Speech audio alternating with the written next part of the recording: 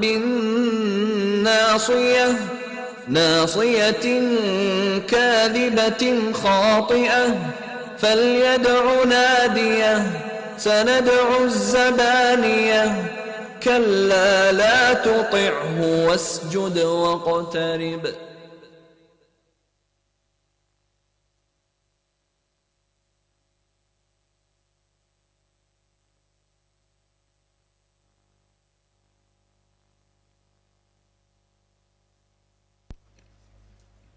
Bismillahirrahmanirrahim.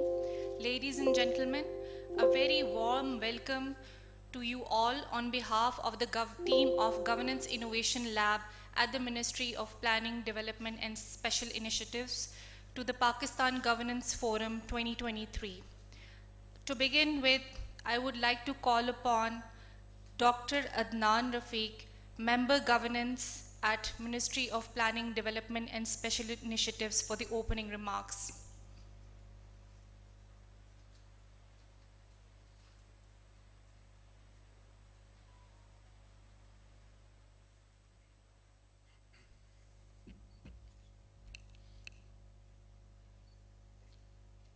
Honorable Minister for Planning, Development and Special Initiatives, Professor Ahsan Iqbal Saab, UNDP Resident Representative, HEC Chairman Dr. Mukhtar, distinguished guests, ladies and gentlemen, I welcome you today to the first day of and the opening ceremony of the Pakistan Governance Forum.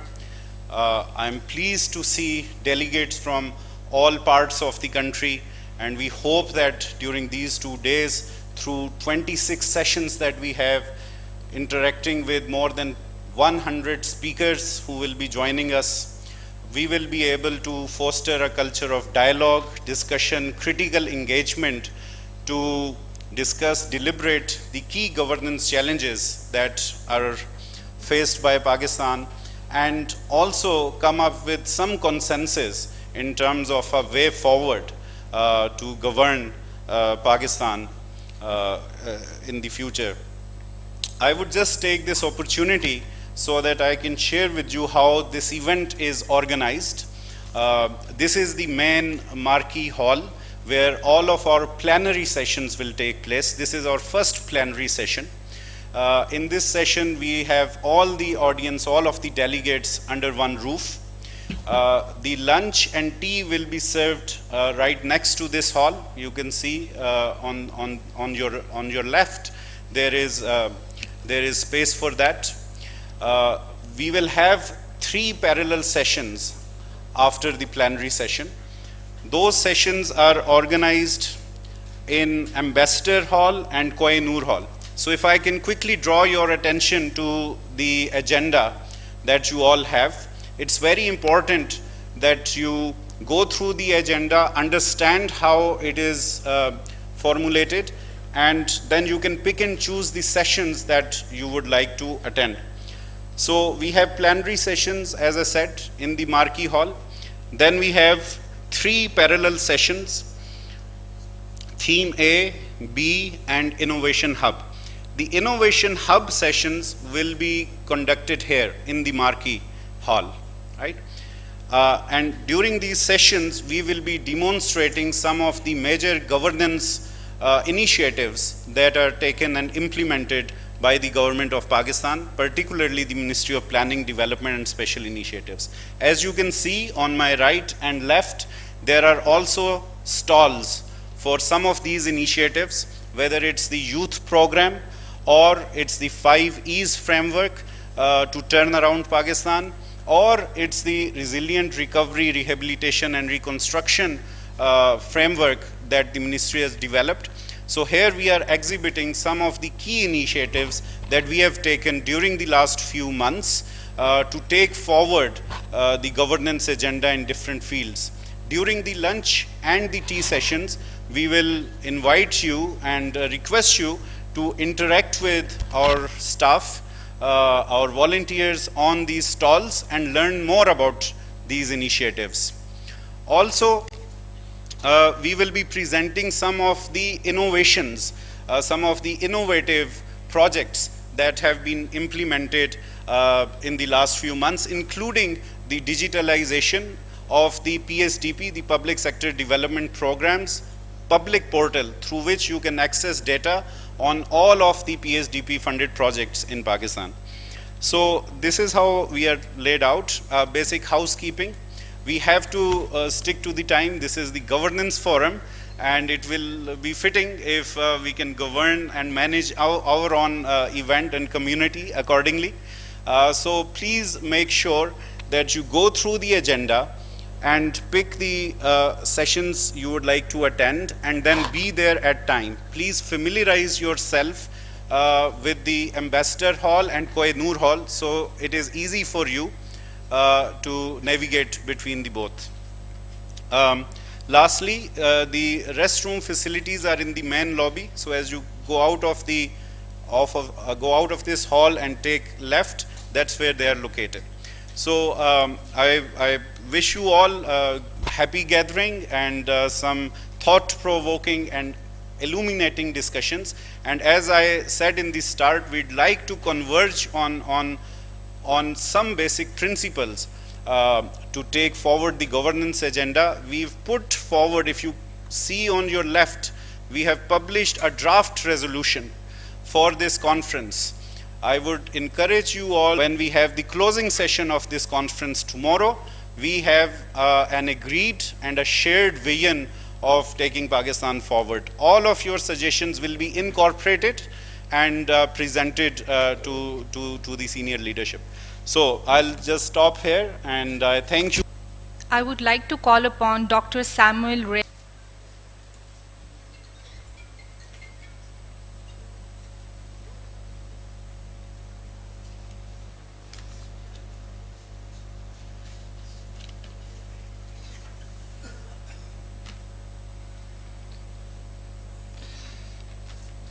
Good morning. Honorable Minister of Planning, Development and Special Initiatives, Dr. Ahsan Iqbal. Esteemed Chairperson, Higher Education Commission, Dr. Mukhtar Ahmed. Pleasure to meet you as well. Is this better? Very good. Thank you very much, Dr. Mukhtar.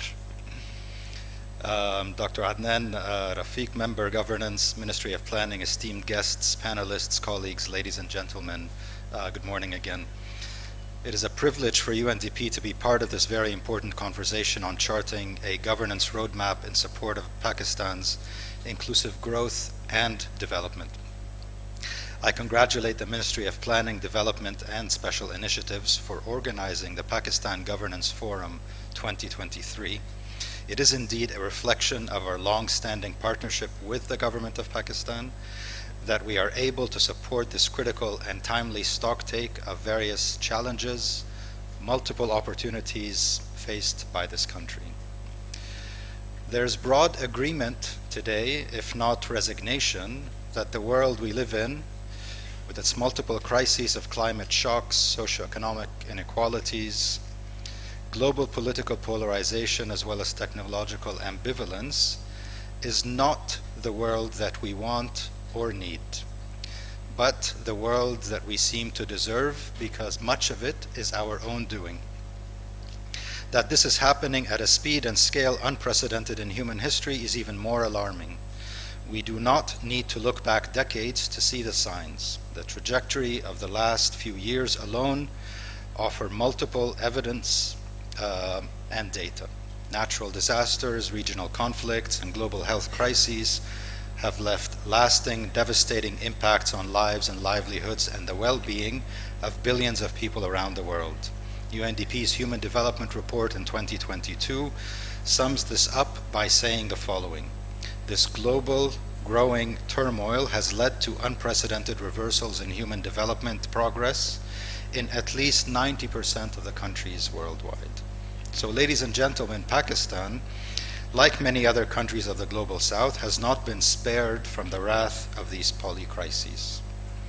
As the world's fifth most populous country, home to more than 240 million people, with an overwhelmingly young population, many of whom are represented here, highly exposed to climate-induced natural disasters. Pakistan is particularly vulnerable to the daunting global challenges identified in UNDP's Human Development Report as the age of uncertainty, inequality, and polarization. A common denominator in this grave landscape is governance, the failures of which have long permeated these development setbacks, be they socioeconomic inequalities, climate change, gender imbalances, environmental risks, or even health.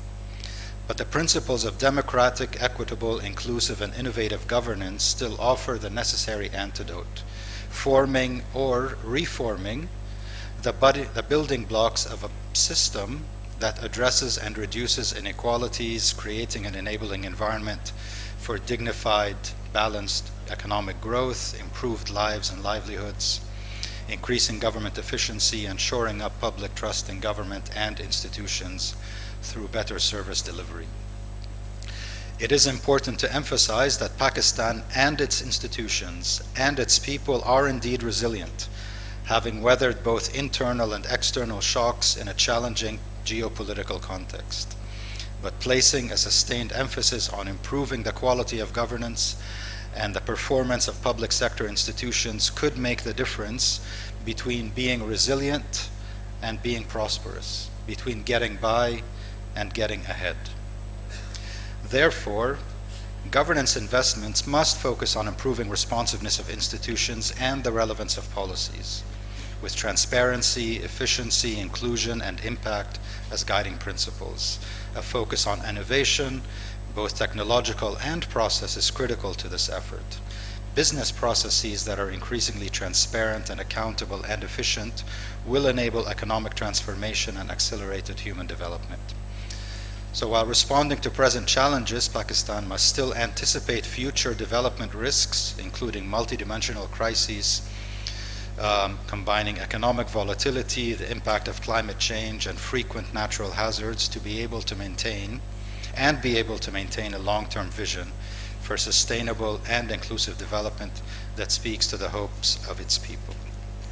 UNDP's 2023 to 2027 country program for Pakistan and the UN Sustainable Development Cooperation Framework for the same period are in line with UNDP's Global Strategic Plan for 2022 and 2025 that basically identifies governance as an enabler for sustainable and inclusive development and systemic transformation in the context of crises and increased uncertainty. Digital transformation, e-governance, decentralization, empowering local governments, inclusive and gender-sensitive public service delivery, and ensuring people are empowered to drive change, all these are critical components of our governance toolkit. And if we believe our own repeated talking points, whole of government, whole of society approach will indeed pull in the private sector and academia and civil society organizations and youth networks and beyond to navigate through the inevitable complex development challenges of the future and be full contributors to the design and implementation of the country's future vision. Governance systems are the connecting tissue of social contracts.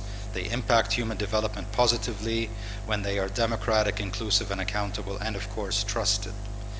With an increasing and young population and technologically savvy, always connected, the distance between the state and its citizens is narrowing.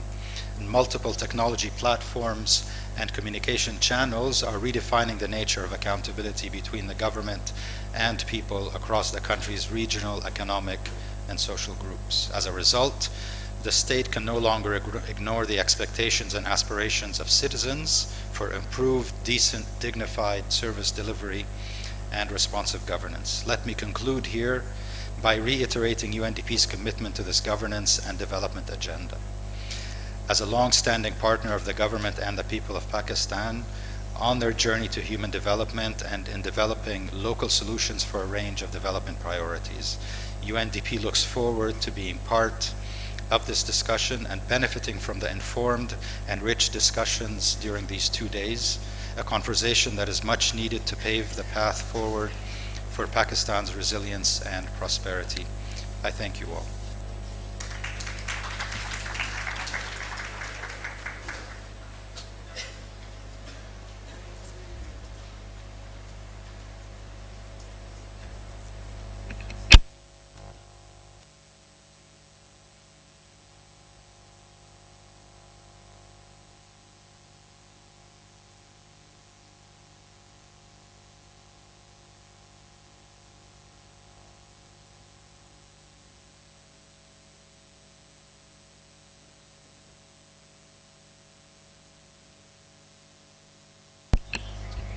Thank you very much, Dr. Samuel.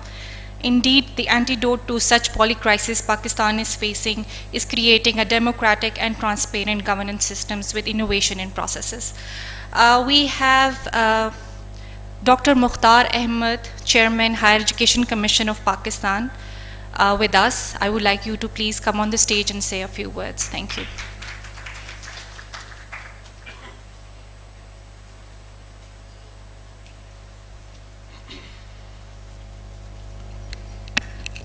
Bismillah ar-Rahman ar-Rahim.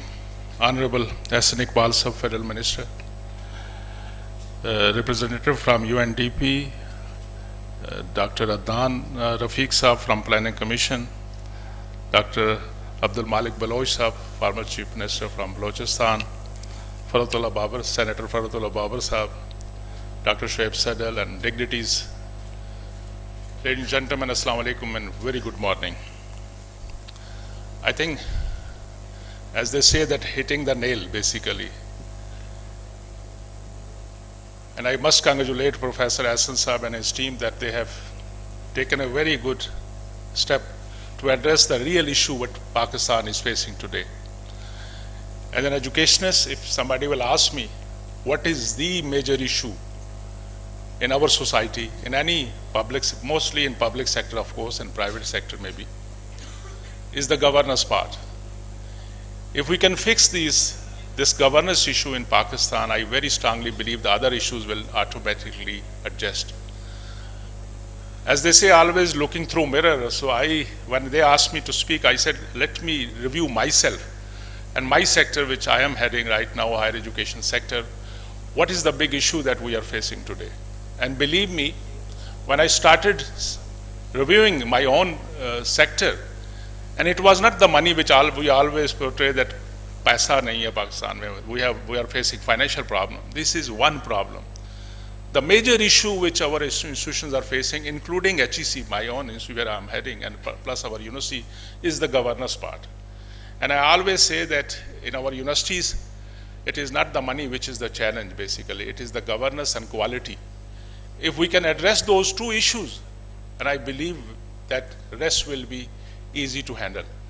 And I'm very happy to see those different themes which, mashallah, even they are putting those themes which are, sometimes it is very difficult to talk on those things.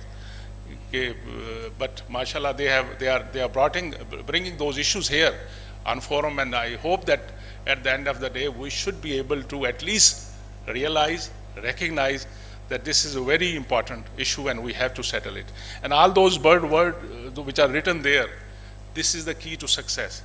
If we are transparent, if we are responsible, if we understand our responsibility as an institution, as a head of the institution, I don't see any reason that why we should not be progressing.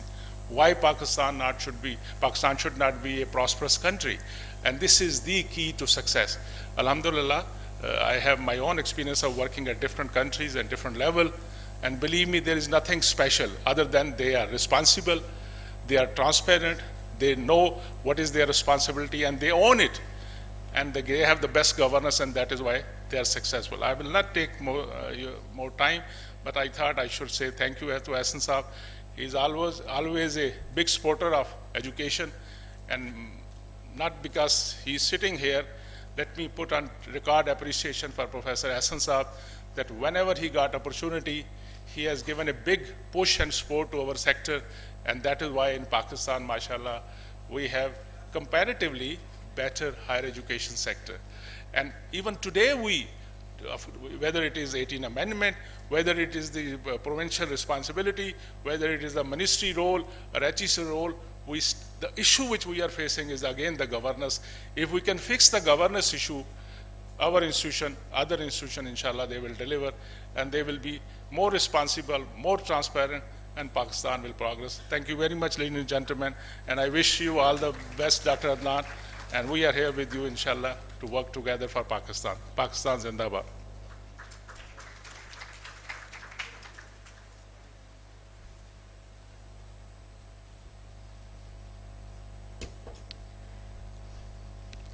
Thank you very much, Dr. Mukhtar. Indeed, governance and quality are the key issues faced by the higher education sector of Pakistan. Ladies and gentlemen, I would like to now invite Honorable Minister for Planning, Development and Special Initiatives, Professor Ehsan Iqbal, for his words on the National Governance Roadmap and the national priority areas in the domain.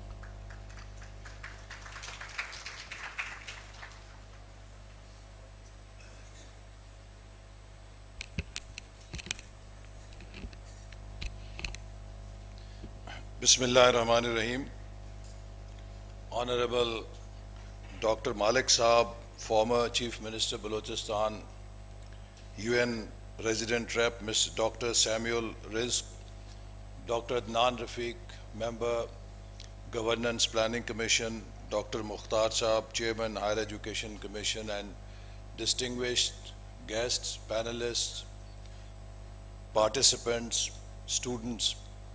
It is indeed a great honor and privilege for me to speak at the inaugural session of Pakistan Governance Forum 23.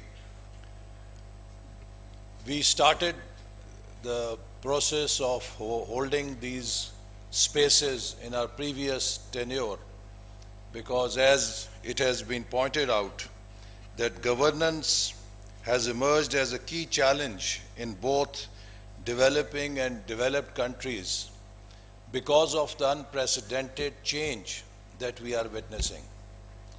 This is an era which is seeing unprecedented change in human civilization's history. My generation has seen the transition from takhti or slate to 5G. Never any generation in the history of mankind saw such rapid transformation. How we live, how we learn, and how we work. And this rapid transformation is an outcome of the innovation that is happening due to breakthroughs in information technology and other areas of science and technology. Dissemination of knowledge is becoming faster. Dissemination of information is even fastest, and that is empowering people all over the globe.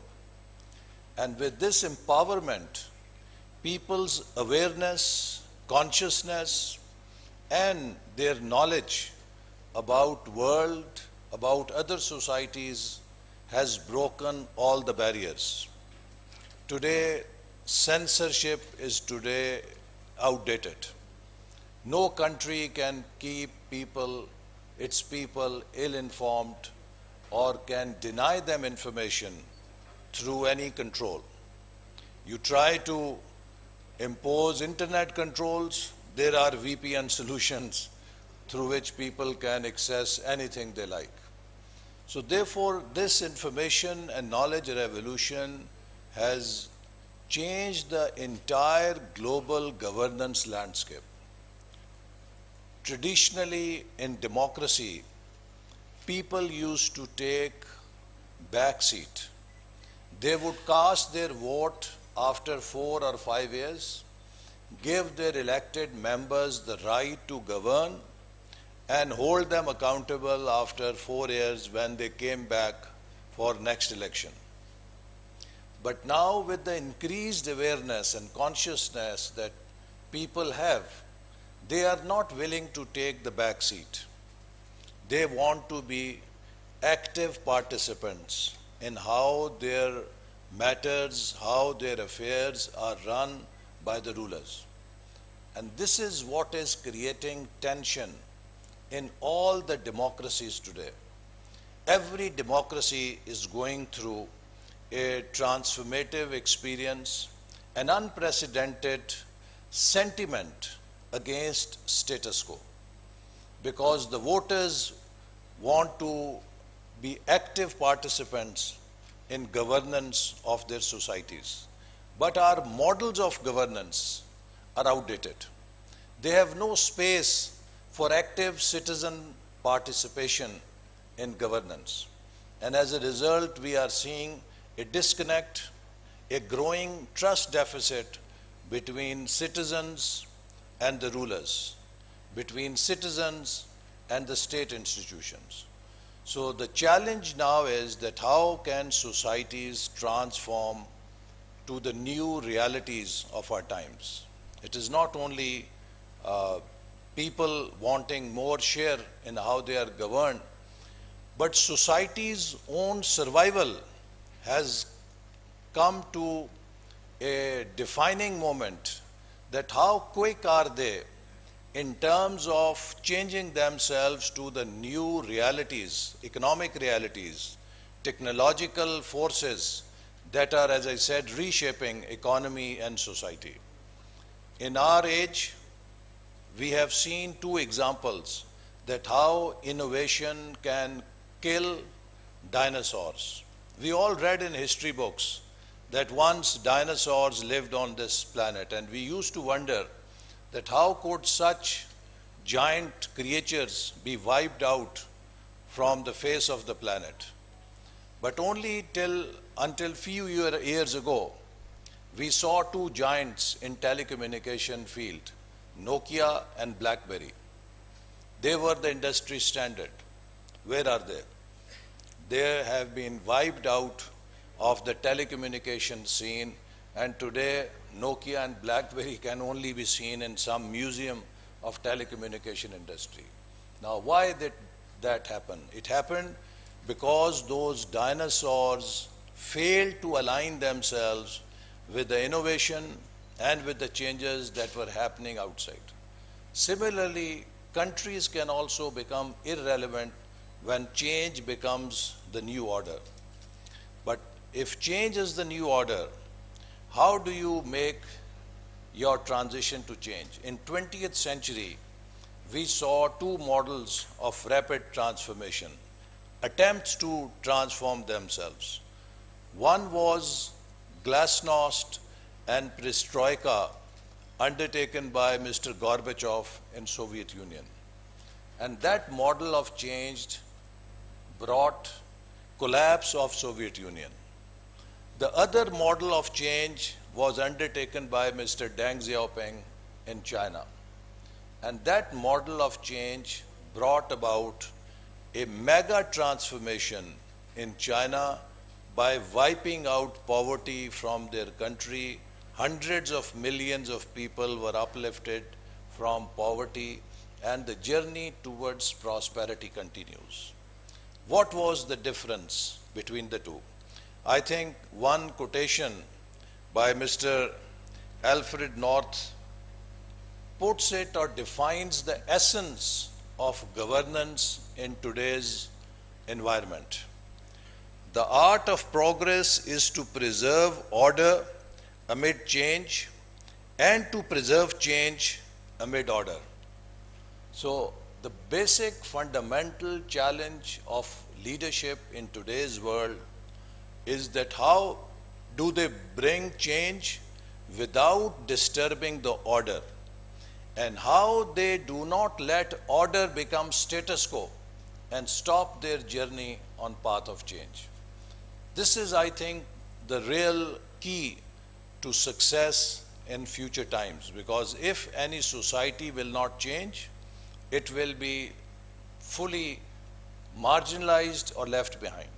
And if in its attempt to change, it became volatile, it became unstable, then again it will fail, and that change might prove to be counterproductive. So how do we balance the two?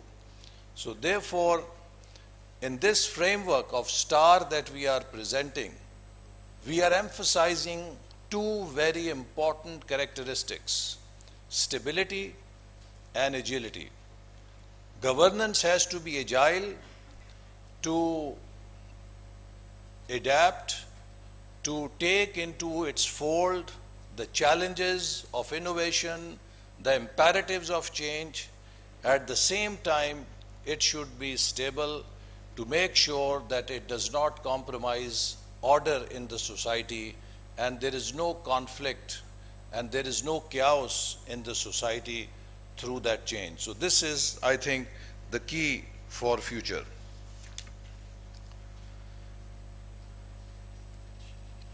Acknowledging the need for stable, transparent and agile governance, we presented Vision 2025 during our tenure in 2013 that served as a comprehensive and aspirational roadmap for Pakistan's future development. We organized Pakistan Governance Forums 2014-15 to present our vision and have sustainable, substantiate discussions on it to get feedback by the participants from every walk of life. But again, all the work that we accomplished under Vision 2025 became victim of the change that we saw in 2018. Let me tell you that many people raise questions on the ability of Pakistan to perform. In 2013, when we came into government, the country did not have electricity for 16 to 18 hours. Not a day would pass when a suicide bomber will not explode in any part of the country, killing dozens of our countrymen. Karachi had become so insecure that if any person left home in the morning for work, his or her near and dear ones would start praying for his or her safe return in the evening. Economy had come to grinding halt. No investor was willing to invest in Pakistan because of the high political and security risk. It is at that time that Newsweek had put Pakistan on its title page as the most dangerous country in the world. We took Pakistan from that position, and within 3 to 4 years, PricewaterhouseCoopers was forecasting and projecting Pakistan to be on way to become 20th most powerful economy by 2030. All international investors were calling Pakistan among the 5 top emerging economies of Pakistan. In 67 years, we had installed 18,000 megawatts of energy. Within 4 years, we installed 11,000 megawatts of new power. In 67 years, we could hardly do over 1,000 kilometers of motorways. Within 4 years, we did more than 2,000 kilometers long motorways and highways in the country. Within 3 years, we were able to harness $29 billion investment under China-Pakistan Economic Corridor. Now, how did that happen? It could not have happened without having the right governance. Because for me, one-line definition of governance is ability of the system to set goal and achieve its goal. An ambitious goal and be able to achieve it. If you are unable to set an ambitious goal and realize it or achieve it, your governance is not working. So we demonstrated to the world that Pakistan is capable of delivering. Within shortest span of time, we delivered on each and every score. With Higher Education Commission, with the investments that we made, Pakistan even beat India, as far as I remember, in terms of the research articles that were coming out and published in 2017-18 in the international academic journals or international circuit of academics. So Pakistan was able to show that it has the capability to turn around. But then what happened? After the change happened in the country, we witnessed that there was turbulent economy, volatility in foreign relations, only negative sentiment in the country, targeting opponents, branding each and every opponent as Chor and Daku. Now, you know, countries cannot be run on mere rhetoric or mere hate mongering in the country. You have to have your own vision. We had a vision, Vision 2025. We were very clear that what kind of infrastructure the country wants, what kind of investments we need, what sectors to prioritize, how to fix the energy problem, how to fix the security problem, how to fix the higher education problem, how to fix the technology issues. And we were able to show results in each and every area. But then for 4 years we only saw, मैं उसको नहीं छोड़ूंगा, मैं उसको अंदर करूंगा. I spent 2.5 months in a cell that is meant for those prisoners who are in the last stage of their death sentence. So for what? That, you know, I had just constructed a sports complex in my district which had been approved even before our government. So I just made the mistake of completing it. So governance is not about picking on your enemies or opponents. Governance is about inclusiveness. And we showed that way. When Peshawar incident happened, Prime Minister Nawaz Sharif called the entire leadership of the country, including Mr. Imran Khan, who was sitting in Dharna, with respect. The entire political leadership sat down, civil and military leadership sat down, and we charted a national action plan how to face terrorism eye to eye. And within 2 years, we defeated and eliminated the terrorist networks from our country. When the time came for China-Pakistan Economic Corridor, we invited the entire political leadership. 2 times Prime Minister invited the entire political leadership to have consensus, including Mr. Imran Khan, who was at that time agitating against our government and doing dharnas. We brought consensus on China-Pakistan Economic Corridor. As a result, when I took the delegation to China in 2016, all the chief ministers, including Mr. Pervez Khattak, were part of my delegation. That gave China a lot of reassurance. Dr. Malik used to go with us, that the whole nation is united behind CPEC. So when you have to govern, you have to have the ability to take even your worst opponents with you so that there is inclusive governance.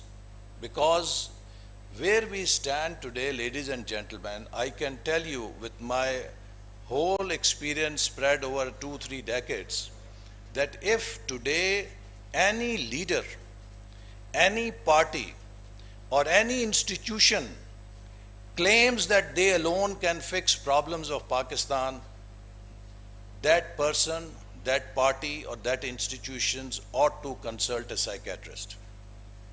The problems of Pakistan require a collective and collaborative action. Today, Pakistan can come out of this quagmire only through positive synergy, through which we all as Pakistanis act as Team Pakistan. That will take us forward. We have to develop the ability that we might have differences, but those differences cannot be bigger than our identity as Pakistanis. We may hold our own political opinions, but we must come together to work as one team in order to fix problems of Pakistan. We do not have to be same in order to be equal. We can be different, yet we can be equal. And if anyone does not recognize this fact, then that is not democracy. That is not pluralism. That is fascism. Because this is not an age of singularities.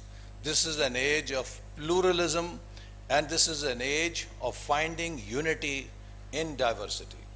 So therefore, we as Pakistanis have to overcome this challenge where we have been fragmented, polarized to the core.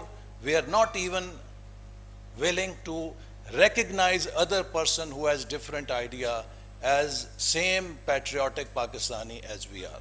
We are all Pakistanis. We have different views. That's fine, that's normal. But that should not stop us from respecting others for having different views. So, ladies and gentlemen, today, as we embark for future, we have worked out a 5E framework to fix Pakistan's problems.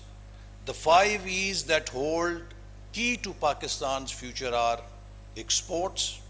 How fast can we make Pakistan an export-led economy? We have failed in 75 years due to political turbulence, due to political instability. We could not structurally change our economy to become an export-led growth economy. We have largely remained an import-based economy.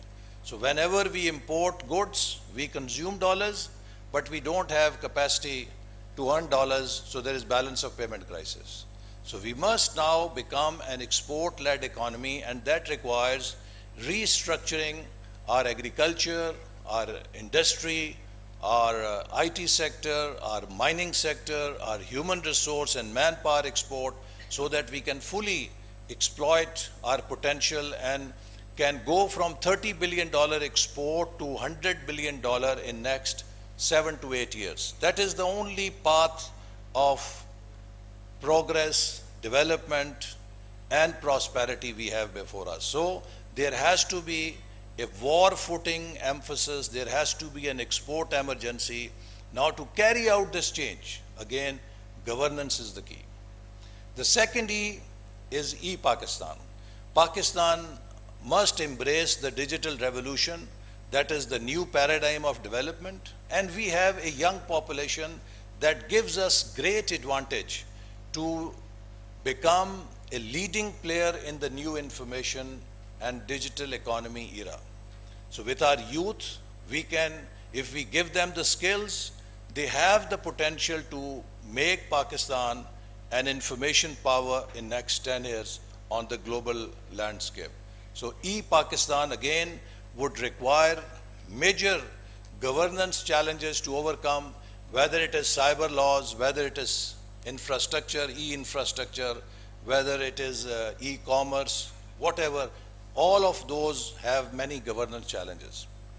The third is environment, because we have a climate disaster in our region every year or few years. We are most vulnerable for climate change. So under environment, food and water security are key challenges. So we must face these challenges, transform our infrastructure to be adaptive for climate change, transform our agriculture to be smart agriculture so that we have more weather-resistant crops to withstand climate disasters. That is again a governance challenge. The fourth E, critical for Pakistan, is energy. One of the key sectors that are pulling down Pakistan's development and growth is energy. We have a large growing circular debt. We have an import-based energy sector which consumes dollars. We have to move away from imported fuel. We have to plug our losses in energy sector, and we have to make a shift towards renewable energy. Now all of these have major governance challenges. How do we fix our DISCOs, distribution companies, which are generating huge losses? How do we overcome theft in petroleum and electricity? And how fast can we embrace renewable energies? These are all challenges which require major governance solutions. The fifth E is about equity and empowerment. Equity means we cannot allow inequality in our country to grow, because whenever you have inequality, that can bring one crisis or one earthquake on development landscape and has the ability to destroy everything we have achieved. In 60s, Pakistan had record industrial development. Because it was not democratically led development, It was not participative development. It led to two exclusions. One, geographic exclusion, and two, social exclusion.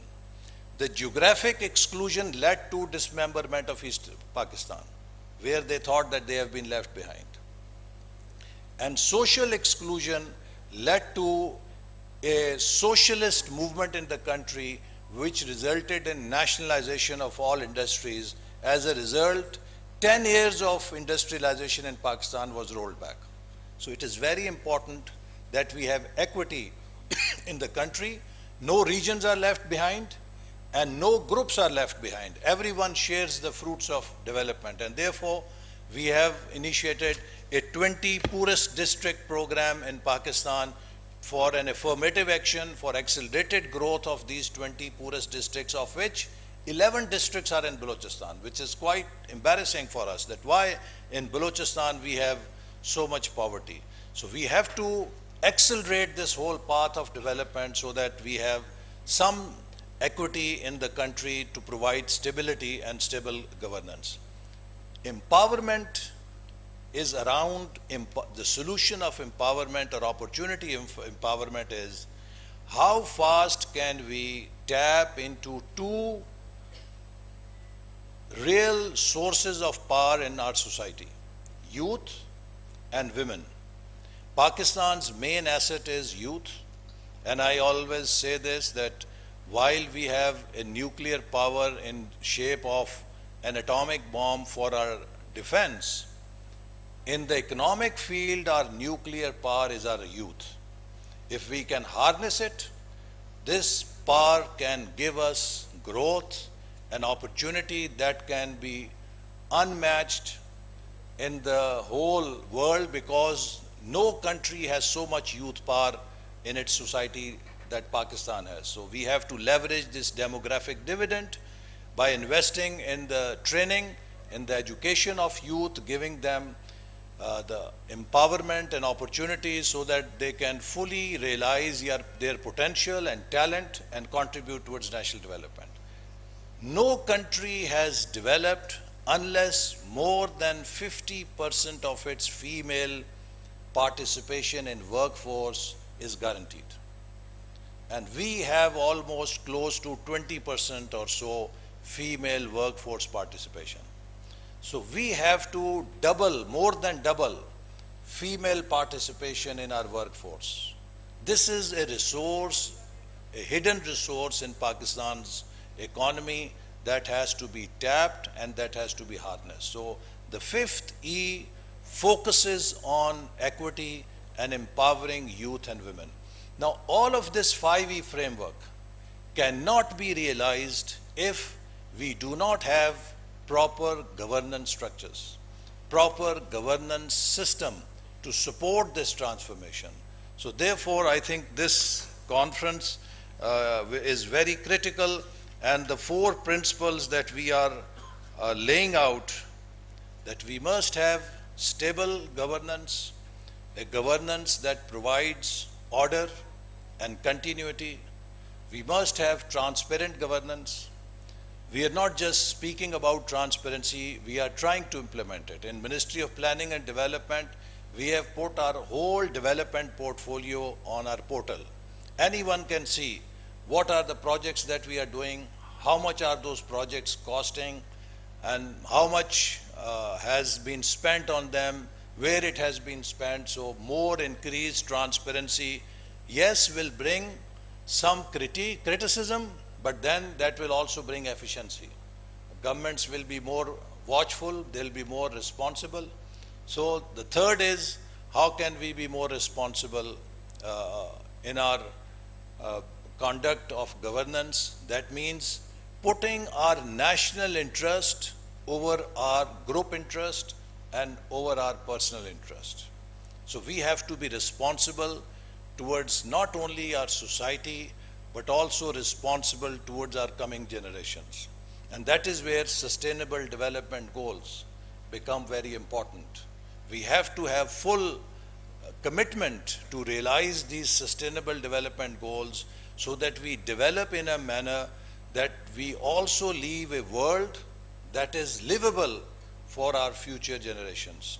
And agility means that we have in our system flexibility, we have within our system innovation, that we can respond to the changes that are happening around us in the fields of technology, in the fields of new inventions, and how can we also create an environment where our people can contribute. So, ladies and gentlemen, in conclusion, I must say that let us restart the journey towards good governance and effective service delivery by ensuring policy continuity and political stability.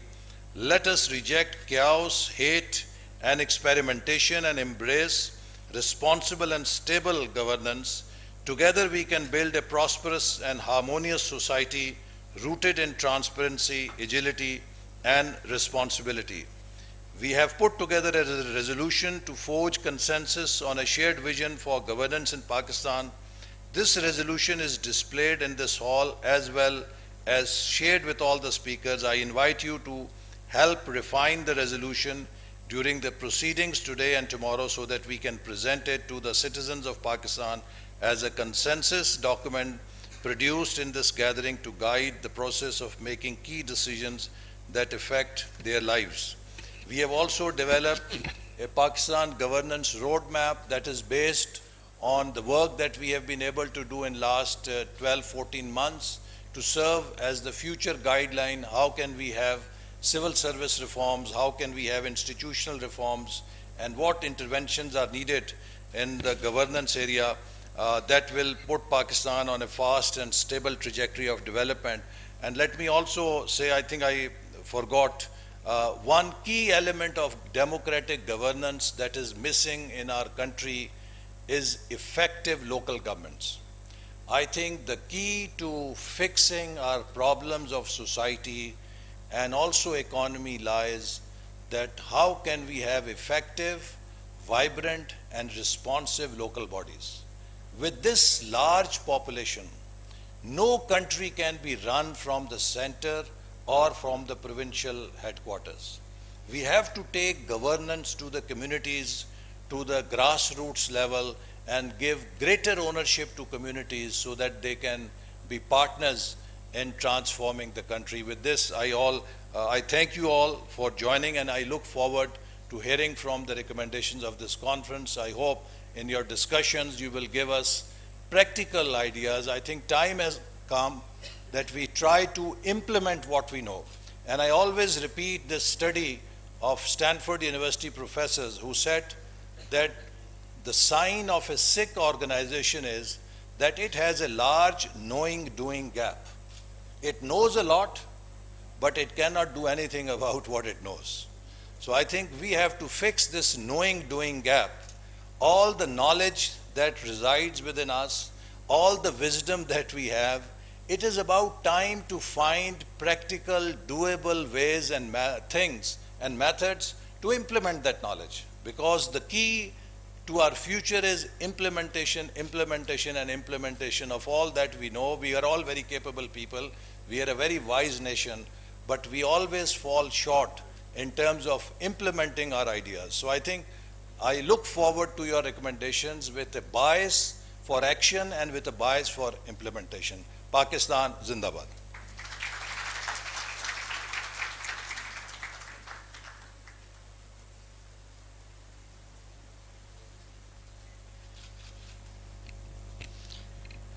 Thank you very much, Honorable Minister. The key to success is openness to change. Governance systems should be agile to adopt the change, but stable in the same time. Now I would like to invite Honorable Speaker of the National Assembly, Mr. Raja Parvez Ashraf, to declare Pakistan Governance Forum 2023 open and deliver the keynote address of today's plenary session. Thank you.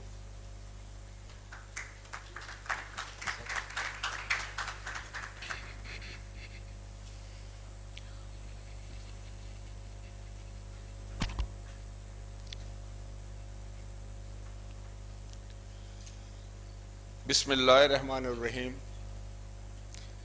Dear honorable parliamentarians, respected guests, excellencies, colleagues, ladies and gentlemen, Assalamu alaikum and a very good morning.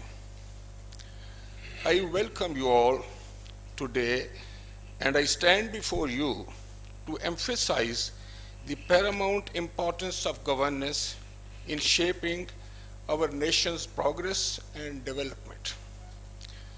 Effective governance serves as the cornerstone for a prosperous and equitable society. When governance is transparent, accountable, and responsive to the needs of the people, it becomes a catalyst for positive change and sustainable growth. It fosters inclusively, ensuring that every citizen has a chance to contribute and benefit from the nation's advancement. As the Speaker of the National Assembly, I firmly believe that Parliament plays a pivotal role in ensuring effective governance. The National Assembly serves as the vanguard of democracy, representing the aspiration of our citizens. Together, let us embrace the principles of good governance, transparency, accountability, inclusivity, and responsiveness, and work diligently to build a society where prosperity and equity coexist. By joining hands in this noble cause, we can propel Pakistan towards a future of limitless possibilities, where every citizen is empowered to shape the destiny of our great nation.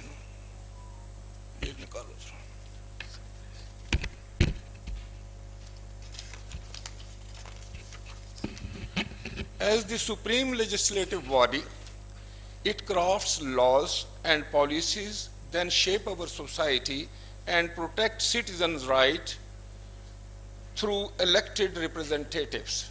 It amplifies the people's voice, fostering democracy and ensuring that their interest remains at all the forefront of governance decisions.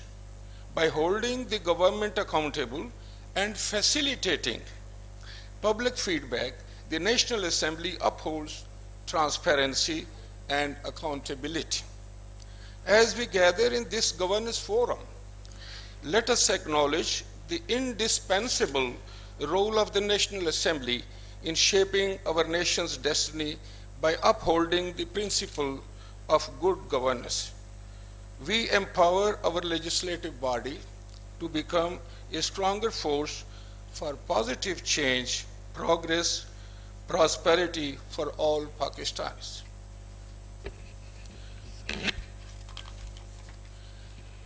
Together, let us reaffirm our commitment to democracy and effective governance, ensuring that the National Assembly continues to be the voice of people and a symbol of hope for a better future. Stability in governance plays a pivotal role in shaping a nation's progress and fostering social cohesion. When a country experiences political stability, it instills confidence and trust among its citizens, creating a conducive environment for economic growth and development. A stable government can implement long-term policies and initiatives attracting investments, promoting entrepreneurship, and gathering employment opportunities. Moreover, stable government ensures continuity and predictability in decision making, which is essential for sustained progress in all sectors of society. The National Assembly holds a crucial responsibility in promoting good governance and enacting laws that serve the interest of the people. As the representative body of the nation, the National Assembly plays a vital role in providing platform for diverse voices and opinions. Through robust debates and discussion, parliamentarians can collaboratively devise inclusive policy that cater to the needs of all segments of society. For ideal governance, it is imperative that the parliament should be in driving seat. It should be the parliament which determines the destiny of the people.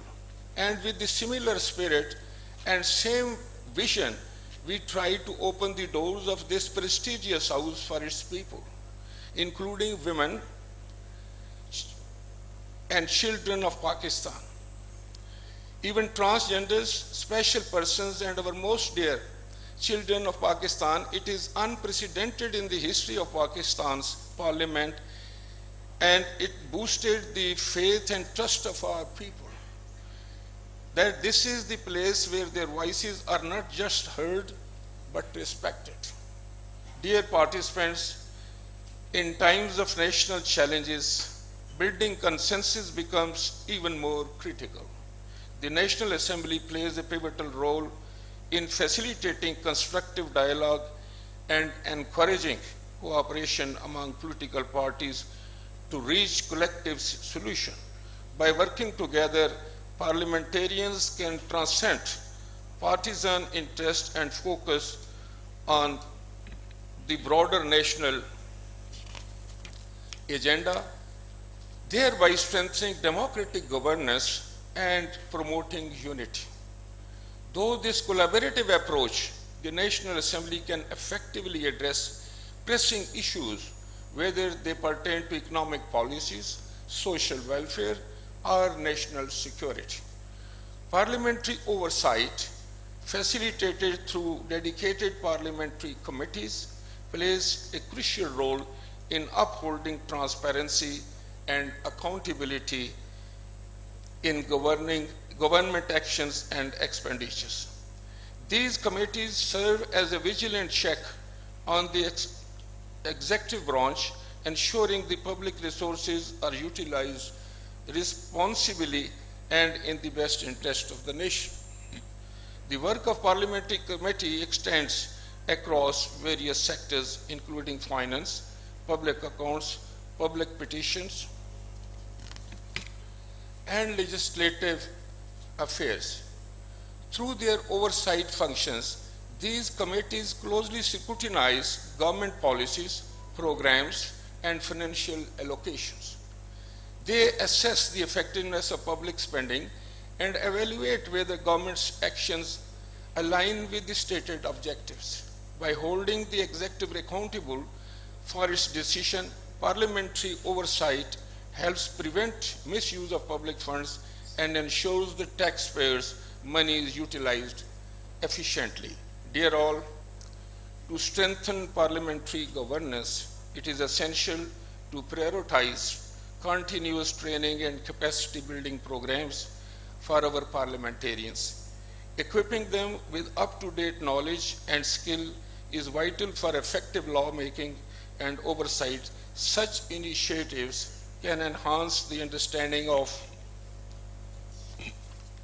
diverse issues, from economic policies to social welfare, enabling them to make well-informed decisions that serve the nation's best interest.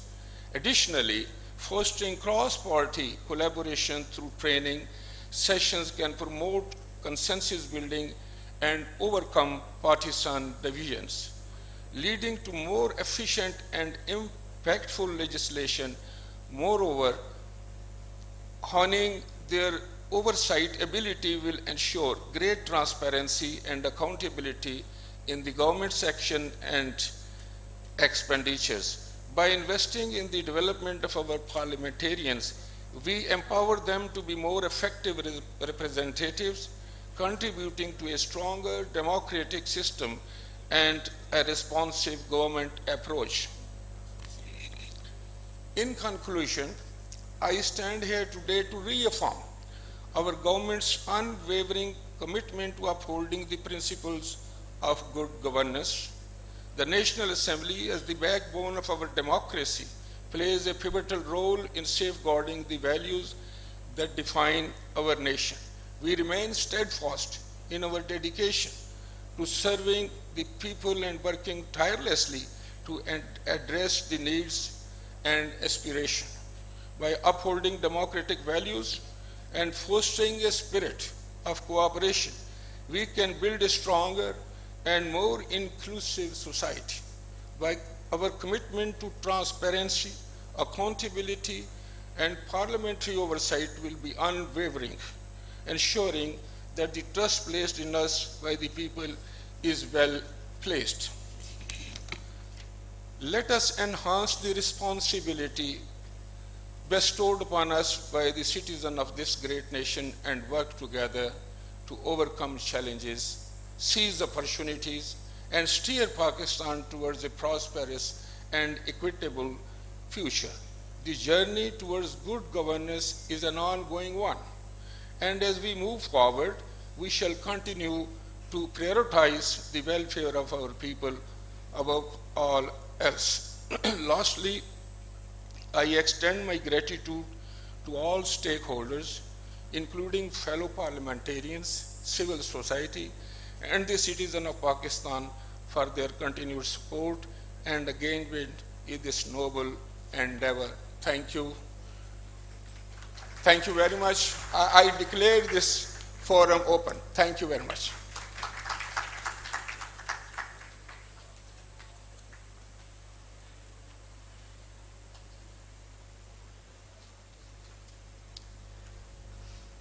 Thank you very much. Ladies and gentlemen, with this we come to the conclusion of today's opening plenary session.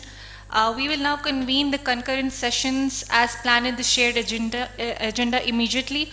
For those who want to attend the session on the themes establishing a trichotomy of power, revamping judicial systems, are requested to move to the Kohinoor Hall, which is right to this hall. As you exit this hall, it's to the right. For those interested in attending the session, past experience and forging a path under the theme Harmonizing Civil-Military Relations are requested to move to the Ambassador Hall, which is to the left of this hall. The Innovation Hub session will continue in this very hall, Marquee Hall. So please, you're all requested to move to your sessions immediately as we'll be starting soon. Thank you.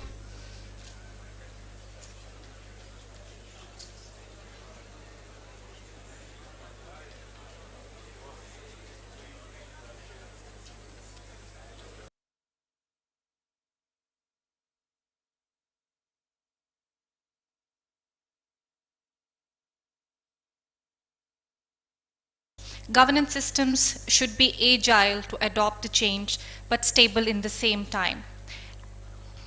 Now I would like to invite Honorable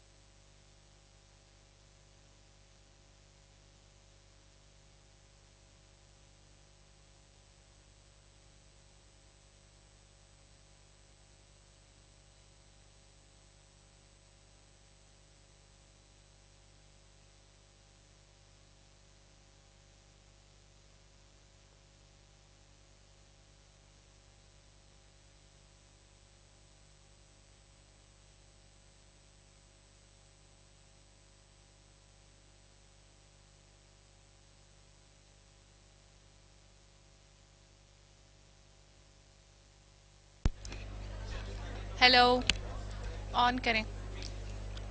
यही पढ़ना है ना, और तो कुछ नहीं कहना।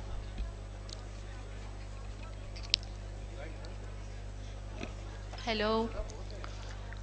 Ladies and gentlemen, you are please requested to settle down in your respective halls. The sitting plan for today is focal persons from Arid Agriculture University, Fatma Jinnah Women University, University of Peshawar, ComSats, and BZU will be seated, will remain seated in this hall, Marquee Hall, throughout the session. And students from these universities are requested to follow the guidance and sit over here. Focal persons from NUST, Quaid-e-Azam University and Government College University will be seated in Ambassador Hall, which is to the left of this hall. Students from focal persons and students from NDU, Islamic University, will be seated in Kohinoor Hall, which is to the right of this hall. Thank you very much.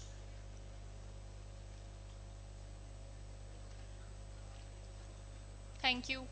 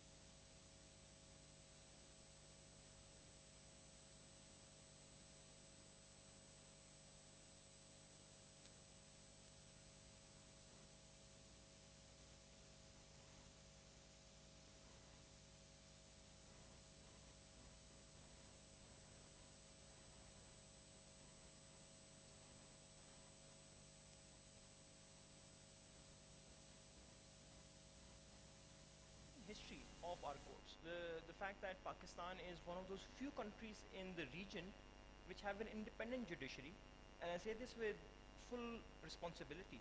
The fact that the Arab states next to us, China, Iran, Malaysia, Singapore, the judiciary in these countries does not have constitutional independence that our judiciary does. So the fact that we have it is making us a shining star in the region. And yet at the same time, our judicial history is also darkened with incidences of when our judiciary was hand in glove with martial law governments, when our judiciary has been renowned for its lethargic approach towards projects, and how our judiciary has consistently been involved in political matters.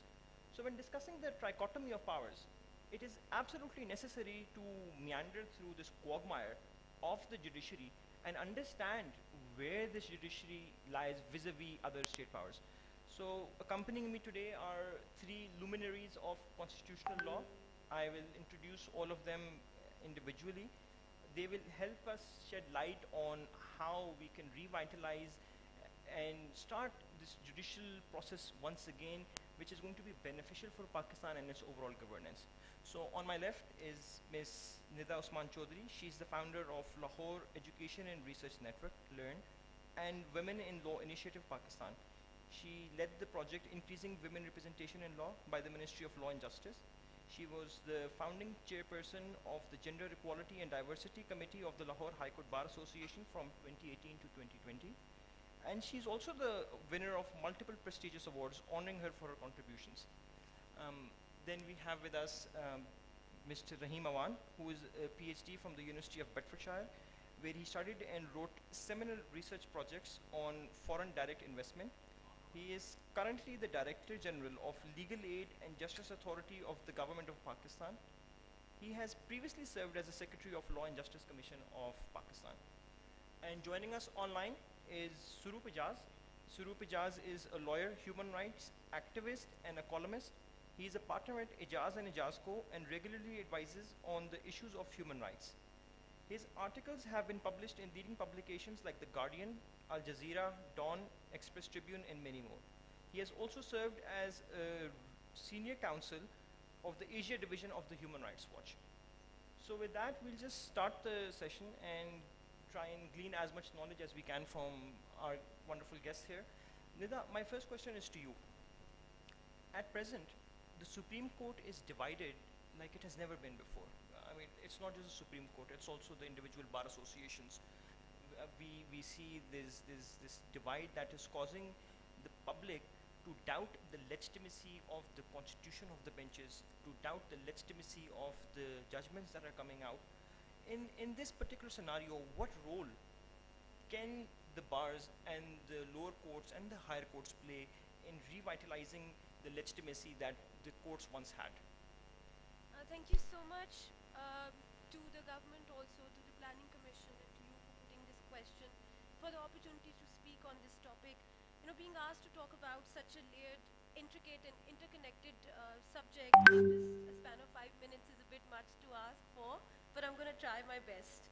Now, you asked me about legitimacy, trust, accountability of the judicial system, and I ask you back, among whom? As in, we must ask कि किसके perspective से legitimacy हम gauge करना चाह रहे हैं. You know, of course, that is from the perspective of the people, right?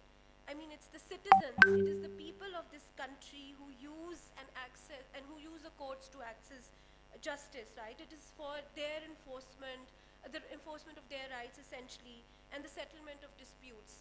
So it is legitimacy and trust in their eyes that matters, and it is accountability to them that the system owes, because they run on public money, they adjudicate on matters that have direct impacts on their lived reality, and they shape the future of this country, its politics. For joining us at the session of Innovation Hub, where the power of imaginations meets the strength of the government investment. So let's commence with the first session of the Innovation Hub. That is the most exciting session as well. It's about Pakistan Innovation Hub. So it's about Pakistan Innovation Fund. I would like to call upon Ms. Barira Hanif to come and present this session.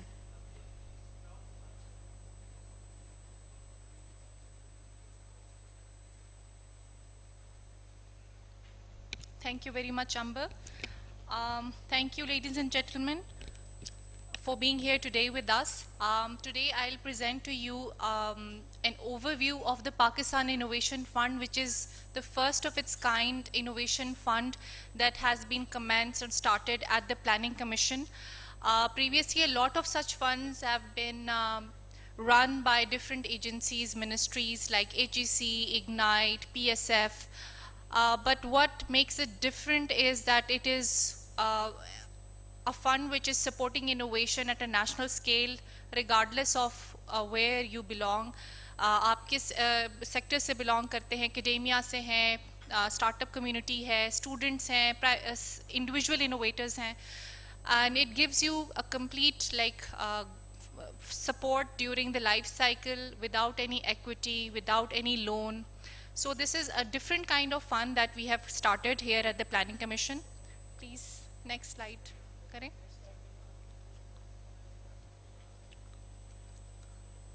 So इसमें हमने जो first cycle announce किया था, how many of you have heard about the Pakistan Innovation Fund funding जो कि अभी हमने April और May में announce की थी? How many students and faculty?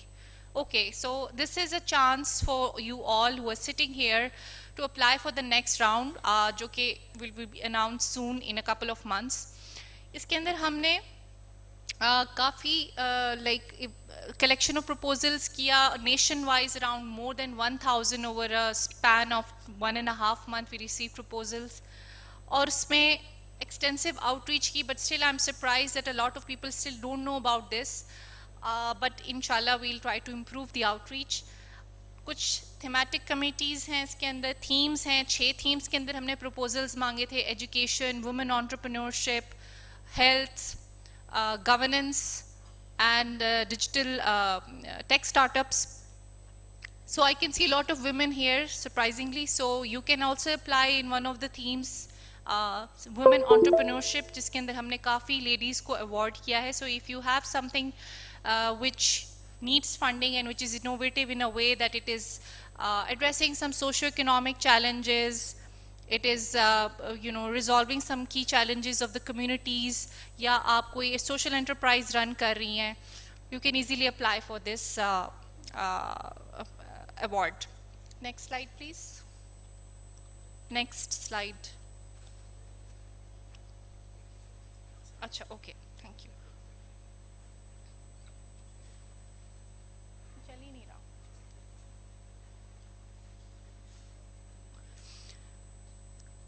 Now, I would like to share some insights. We have around 10 billion rupees of funding for the next 5 years, which means that each one of you will get a good share of money out of this.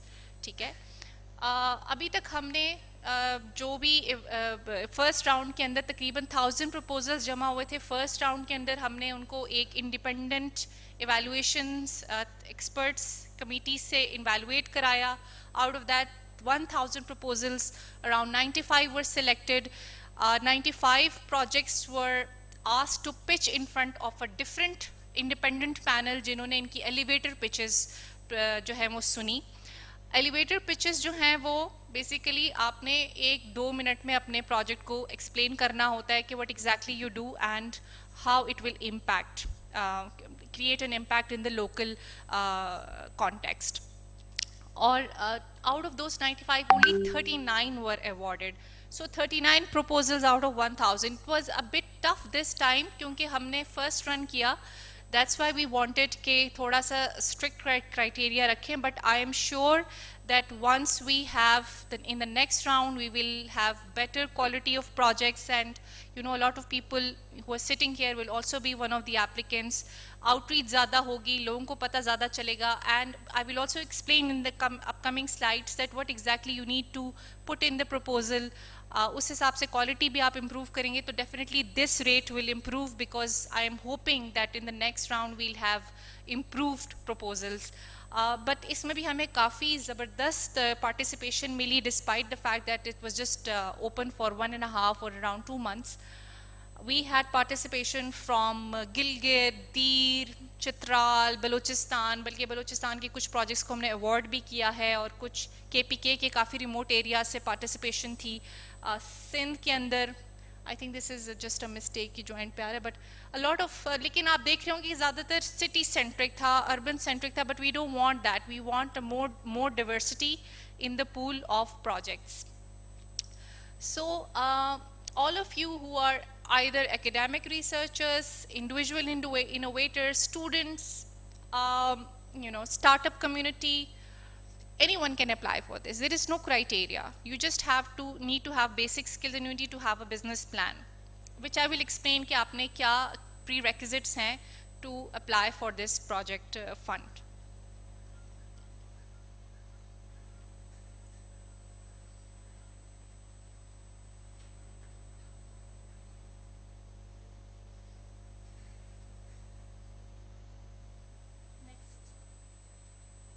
Next slide کر دیں please.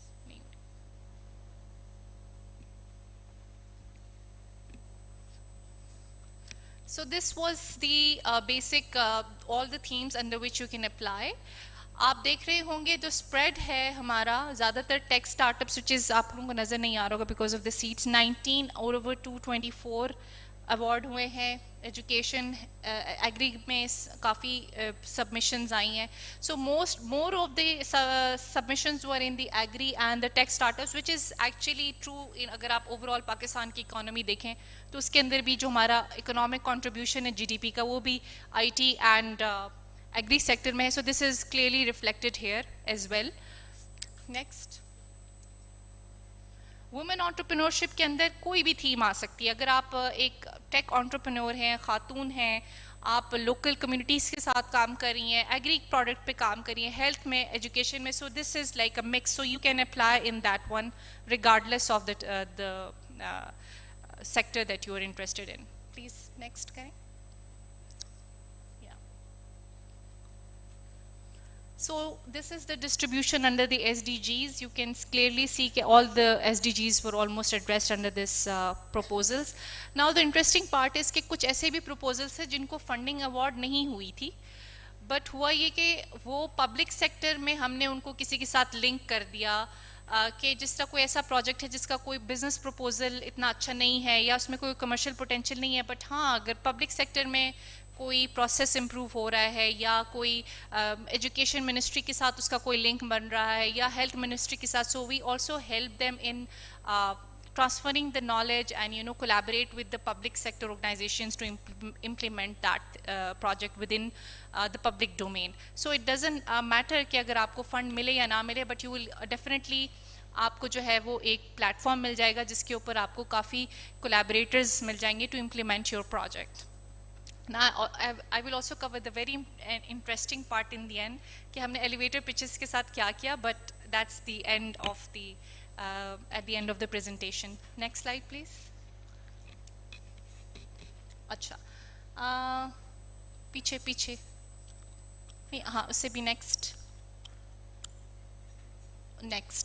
Okay, so now this is actually the key takeaways for today's presentation is that جب آپ next round 2024 میں which we are about to announce in by let's say November maximum or December, what we expect, ہم نے sustainable development کے جو بھی 3 pillars ہیں اس کے ان تینوں چیزوں کو مد نظر رکھتے ہوئے ایسے پروجیکٹس اٹھانے ہیں جو کہ at least 2 of these domains میں امپیکٹ کر رہے ہوں, رائٹ. اکنامک ایسپیکٹ تو ہے ہی ہے. You should either be you should have a very concrete business plan اور کمرشل پوٹینشیل, کیش فلوز اور آپ کو ریونیو ماڈل اس کے اندر پتہ ہونا چاہیے کہ کہاں سے پیسہ آئے گا اس پروجیکٹ کو سسٹینیبل بنانے کے لیے, because the funding will end, right. آپ کو 5 million 10 million up to 20 million جو بھی ہم اوارڈ کریں, it is gonna end. So you need to have a very sustainable economic model or a financial inflow plan for that. Return on investment, اگر ہم let's say اگر the best projects were those جن کو پتہ تھا کہ اگر ہم $1 یا $1000 اس پروجیکٹ میں لگائیں گے تو in the next upcoming 5 years how much revenue it will generate. So return on investment آپ لوگوں کو پتہ ہونا چاہیے.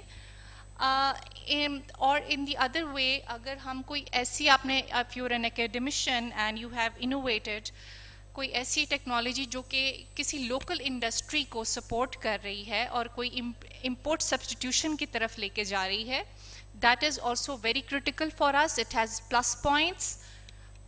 Then exports, as Minister just said, exports के हवाले से, that if you are developing a product that is not so like a disruptive innovation, but it is replacing some of the import products, or either it is creating a market for exports in any any market. It has to you have to find those let's say segments जहाँ पे आपकी product की demand है. It can be Central Asia, it can be any industry, any international market. So that is something that will also add value to your project idea. And if that project or proposal of yours is creating any local economic activity within the local communities, you're empowering women, you're creating job opportunities for marginalized communities, जिसमें refugees हैं, people with disabilities, transgenders, and other marginalized, underrepresented groups in different areas of Pakistan. So that will also add a plus value. The best idea would be to give them access to the international markets through your project. So it can be a business plan, innovative business plan as well. The product can be very basic, but if you have an innovative business plan, that is also considered in this, that would also add a lot of value to your business plan. Tech transfer, as I mentioned earlier, that a lot of industries are importing different kind of equipments. Even यहाँ तक के leather shaving blades हैं, which is a huge market. अब वो एक blade एक university ने बनाया, it replaced a lot of import substitution, around $300 to $400 million की import हो रही थी leather shaving blades की. So इस तरह की आप technology भी develop कर सकते हैं. It doesn't have to be a disruptive, I will reiterate, it doesn't have to be a disruptive innovation. It can be a business idea, innovative business idea. It can be a basic product but replaces some imports. Textile industry में बहुत से ऐसे छोटे equipments हैं, needles होती हैं उनके छोटी छोटी इस तरह की जो कि आप बैक इंजीनियर, रिवर्स इंजीनियर करके आप डेवलप कर सकते हैं. So anything that can replace one, support these industries in Pakistan, textile, leather, agri, तो that is also a plus point for you. Now we come to the social impact I mentioned earlier as well. If you're creating some job opportunities or addressing some of the problems in the local communities, water, sanitation, energy, these are the basic needs of the communities in Pakistan which they do not have access. So if your project is improving access for these basic necessities, वो भी that is also a plus point. Last but not the least, environment के ऊपर हम since we are one of the effects of climate change and disasters, so anything that addresses disaster management, that encourages circular economy, waste management, waste recycling, upcycling. So a lot of innovation needs to be implemented in this domain, क्योंकि पाकिस्तान के अंदर ये concept अभी niche है. A lot of other countries are doing a lot in the environment and circular economy particularly.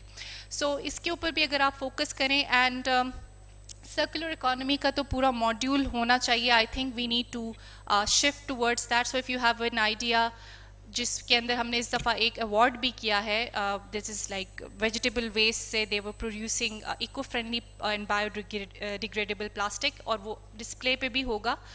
सो इस तरह के ideas को हम नर्चर करना चाह रहे हैं which has an environmental impact, but in the same time they have a commercial potential. So next time I am expecting a lot of participation from women, as I can see for a change that we have more women in the audience today. So and I think women are more environment conscious, so I think that fits the overall जो हमारी 6 themes हैं. Environment is cross cutting in all those domains. Next slide please. Bas, that's it. Okay, this is all from my side. Now I would like to just highlight कि हमने इस project life cycle के अंदर, although हमने सिर्फ 4 months के अंदर ये project implement किया, but for the 95 projects that we shortlisted, Although only 39 of them were awarded, but the almost 100 projects that were shortlisted were given a platform on the national TV. How many of you have heard about the Pakistan Innovation Hub? Innovation Hub program on PTV? Please raise your hands. Only few of you. So, okay. So through this platform, another reason to apply for this fund is that we will give you a platform on PTV prime time. हमने एक Shark Tank style program design किया around this. जो last 95 shortlisted projects थे, they were asked to pitch in front of a panel of judges, and that pitching was recorded by the team of PTV. और इसका फ़ायदा ये हुआ कि a lot of projects were actually projected on a national scale, और कुछ बहुत से लोगों ने approach भी अभी कर रहे हैं कि हम next cycle में हम कुछ projects को fund करना चाहेंगे. So this is a platform that you should be aiming for. अगर आपको fund let's suppose नहीं भी मिलता, but you will get a good audience जिसके अंदर कोई ना कोई आपके project को support कर देगा. और इसके अलावा जो मैंने पहले भी बताया था कि a lot of projects were which did not have commercial potential but could be deployed in a public sector were also reached out, and we are trying to connect them with the relevant agencies within the public sector. So I am looking forward to more participation this time, and please do follow the Ministry Governance Innovation Lab handle at the Twitter, and also Ministry की जो website है Pakistan Innovation Fund को please keep your eyes open for the next call. Inshallah, this time we will have more awardees, and we will also have sessions in the incubation centers, but I am particularly interested in women entrepreneurs and entrepreneurs who are working closely with the community, who are not a part of an official, let's say, incubation system, but they are working closely with the local bodies or local people. So this is my side. If you have any questions, please raise your hands and I will answer them accordingly. We have a couple of minutes for the Q&A session. Mic आपको पहुंचा दिया जाएगा.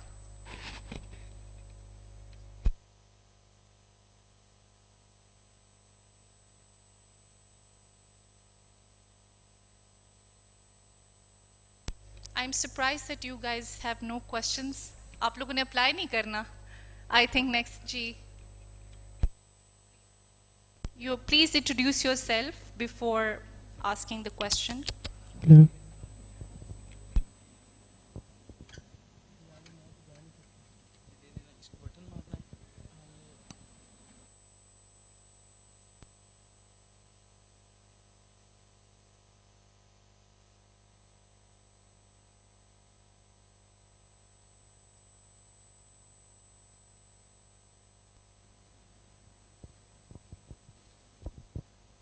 Thank you. So a lot of programs are happening in Pakistan, but the fund and the equity that you guys are giving, that is very rare in Pakistan. So a lot of projects can be supported in that way, and it can gain, you can say, market value. So thank you so much for that. I just wanted to appreciate your efforts. Thank you for applying. Anyone else? G, please introduce yourself and just hold on, wait for the mic. Ji. Soha Tahreem from PIDE. As I observed and you mentioned that few of people know about this program. So just for my information, I just want come to know that did you visit any university, public, private, for to inform other students? Actually, this session we did not, but we हमने तकरीबन 200 universities के ORICs को I personally sent them, and officially ministry की तरफ से भी काफ़ी दफ़ा inform किया गया था to disseminate the information among faculty and students. And I think this year we will have more time to campaign about this. And we are also planning to run a campaign and outreach to the national incubation centers और उनके साथ online sessions रखें. But student bodies के लिए I think universities were responsible, so information was sent to the ORICs. So you keep in touch with the ORIC because it's the mandate of ORIC to find such research and innovation funding opportunities for their staff and students. So it depends on the university, the student bodies or not. Yes, ma'am. As you mentioned, 200 above universities. Ji. But not in the cities like Islamabad, Lahore and No. such cities. No, हमने सबको approach किया था through Higher Education Commission also and through the ministry also. Okay. Thank you so much. जी. Please wait for the mic.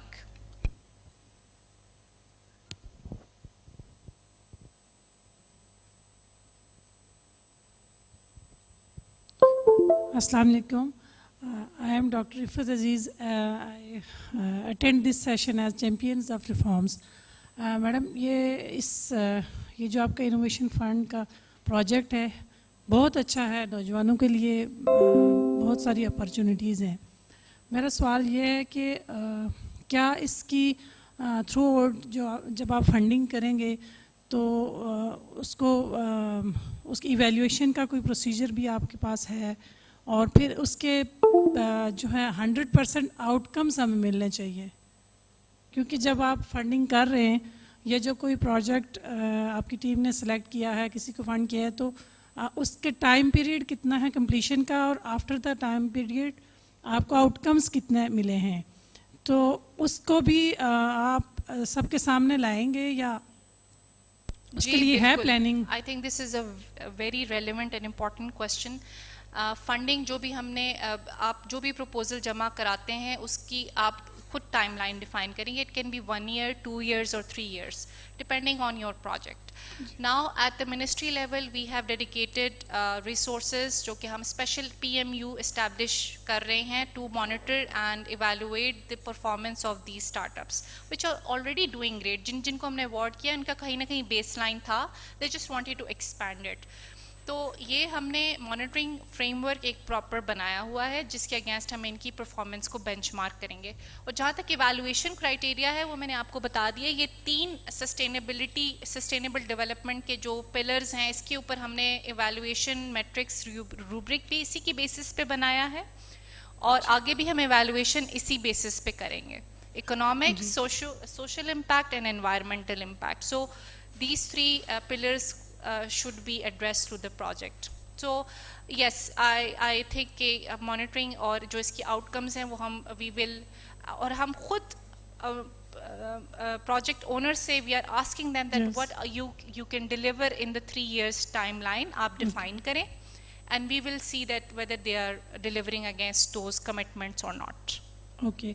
दूसरा madam ये suggestion ये है कि अगर आपने इसको ऑरिक्स में या यूनिवर्सिटीज़ के उसमें, तो उससे फिर वहीं पे गवर्नेंस वाली बात आ जाती है यूनिवर्सिटीज़ के अंदर कि उसको बहुत ज़्यादा अवेयरनेस नहीं दी गई. अभी फर्स्ट सेशन था लेकिन अवेयरनेस नहीं दी गई स्टूडेंट्स को कि कैसे आपने आगे आना है इस फंड के लिए, कैसे अप्लाई करना है, कैसे अपने प्रोजेक्ट्स या प्रपोजल्स ऑनलाइन सबमिट करवाने हैं. तो उसके ऊपर भी देखें कि नेक्स्ट सेशन में आपको ज़्यादा अच्छे तरीके से इसको अवेयरनेस देनी चाहिए यूथ को. I think we will devise a mechanism जहाँ पे हम HEC के थ्रू या more social media campaigning, because youngsters use social media more, so we will try to focus more on that.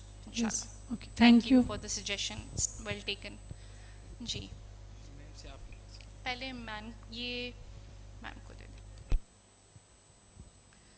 I am Dr. Rukhsana Kaleem, Professor of Economics at the University of Management and Technology, Lahore. I am just only interested to ask you this question, that whether this initiative and projects which you are offering actually, is it a round-the-clock activity or just only once time, or just as a limited time period for which you are actually inviting all the researchers to do the project? जी, एक दफ़ा proposal approve हो गया, then you have to constantly work on it and submit a report of performance every year. Yeah, it has to be a commitment towards the project. मतलब, और ये जो call for proposals है, that's open for only 1 or 2 months time. जिसके अंदर हम proposals लेते हैं. Yes. It will be announced in a couple of months and it will be open for around 1 to 2 months. उसके अंदर हम लोग submissions लेते हैं ideas की. Okay. Ji. Bismillahirrahmanirrahim. My name is Dr. Hassan Naveed. I'm a psychiatrist. یہ بہت عرصے سے ہم نوٹس کر رہے ہوتے تھے کہ whenever we were making a plan for a patient, تو it is always bio, psycho, social, cultural and spiritual model for the rehabilitation of somebody who's depressed, somebody who's going through anxiety. اور آج کل جو unfortunately دنیا میں حالات Covid کے بعد بن گئے ہیں، اس کے بعد بہت سی انسٹیبلٹیز آئی ہیں. So I would really laud this effort on the behalf of the mental health community and the psychiatrists that you've done a wonderful initiative for the youth. The same youth جو کہ burdenized ہو جاتی ہے. 10% of the population, ma'am, is suffering from any of the mental health problems in Pakistan. So that totals a lot number of population. So I'm very happy to see کہ اس میں آپ نے marginalized communities کا mention کیا ہے. So I think it should include the patients who are now better and are suffering from schizophrenia, autism, ADHD and intellectual disabilities, or the youth جو کہ drug addiction سے rehab کر کے اب بہتر ہو گئے. So just a token of thanks and appreciation to Dan Rafiq Saab and all of your team. Thank you. Thank you.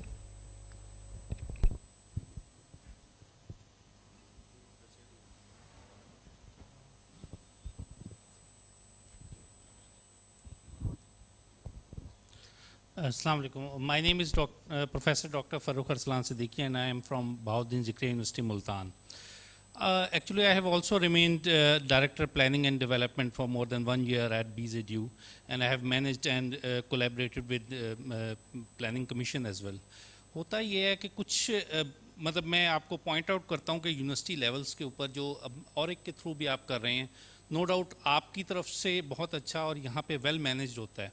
کچھ hurdles اور کچھ پرابلمز ہیں جو یونیورسٹی سائڈ پہ فیس کیے جاتے ہیں. میں نے خود دیکھا، میں خود بھی سیٹ پہ رہا ہوں، تو ان چیزوں میں ہوتا کیا ہے کہ آپ انفارمیشن فارورڈ کرتے ہیں، ٹھیک ہے، اور ایک کو بھیجتے ہیں یا یونیورسٹی ایڈمنسٹریشن کو بھیجتے ہیں. ہوتا کیا ہے کہ وہ اسی طرح سے ای میلز میں فارورڈ کر دیتے ہیں فیکلٹی کو. And some time it happens that اتنی زیادہ ای میلز اور ایک کی طرف سے بھی آتی ہیں، ویسے بھی جنرلائزڈ آتی ہیں کہ لوگ نا اس کو سمجھ نہیں پاتے کہ آپ نے اتنا یہ مطلب یہ ایک lucrative offer in a sense of its impact جو ہے بہت زیادہ ہے، لیکن یہ کہ سمجھ نہیں آتا. اٹ وڈ بی بیٹر کہ آپ نا وہاں پہ کوئی اویئرنیس پروگرامس جو ہیں کریں. اینڈ آئی کین انڈرسٹینڈ کہ more than 200 universities conducting such programs at more than 200 universities is not an easy task. But still یہ ہے کہ آپ کوئی اس طرح سے یہاں پہ کوئی مطلب یہاں پہ لوگوں کو کچھ ٹرین کریں اور وہ وہاں پر جا کر کچھ پروگرام، جس طرح اب ہم کوشچن آنسرس کر رہے ہیں، ہم نالج ایکسچینج کر رہے ہیں، بہت سی چیزوں کا مور ہمارے لیے کلیئر ہو رہی ہیں. یعنی ان کمپیریزن ٹو دیٹ کہ اگر آپ مجھے ایک بروشر بھیجیں may be more then 10 pages اور سم تھنگ لائک دیٹ، شاید میں اس طرح سے نہ سمجھ پاؤں جس طرح سے یہاں پر ہم انٹریکشن کے ذریعے کر رہے ہیں. تو یہ پروگرامز ہونا بہت ضروری ہیں. اس سے بہت زیادہ مطلب آپ نے یہ چیز پروجیکٹس میں بھی پھر ہم نوٹ کرتے ہیں کہ وہ اس طرح سے ویل مینیج نہیں ہوتے. کس طرح سے آپ نے پلان بنانا ہے، کیسے گینٹ چارٹ بنائیں گے آپ، اس طرح سے آپ مینیج کریں گے، کس طرح سے ایکٹیویٹیز کو کریں گے. یہ چیزیں کچھ ایسی ہیں، وہاں پہ آپ اپنا ایک فوکل پرسن ہر یونیورسٹی کے اندر رکھیں. وہ نو ڈاؤٹ ڈائریکٹر اور ایک ہوگا، لیکن سم ٹائمز یہ ہوتا ہے کہ وہ ڈائریکٹرز چینج ہوتے رہتے ہیں، تو یہ پرماننٹ سیٹس نہیں ہوتی ہیں، اکثر اوقات اور ایڈیشنل چارج ہوتے ہیں. تو میرا یہ ان شارٹ یہ کہنے کا مقصد ہے کہ اویئرنیس پروگرامز جو ہیں نا وہ بہت ضروری ہیں in comparison to just floating the information through some piece of papers or like that. یہ میرا کہنے کا مقصد. جی ایکچولی ہم نے یہ جو پروگرام ریکارڈ کیا ہے that is also with the purpose in mind that this program gets like public support and the message is distributed among everyone. تو انشاءاللہ یہ پروگرام بھی ابھی آج کل ٹی وی پہ چل رہا ہے. وی also have a YouTube channel for it, Innovation Hub. So for those who have missed the program on PTV can go and watch these programs on the YouTube channel, and we also have the same social media. اس پہ بھی آپ Innovation Hub کو ایک دفعہ follow کر لیں. Or inshallah, we are planning to have a session, online session with incubations and universities as well. But this time, inshallah, it will be well managed and well, disseminated among everyone, inshallah. Ji.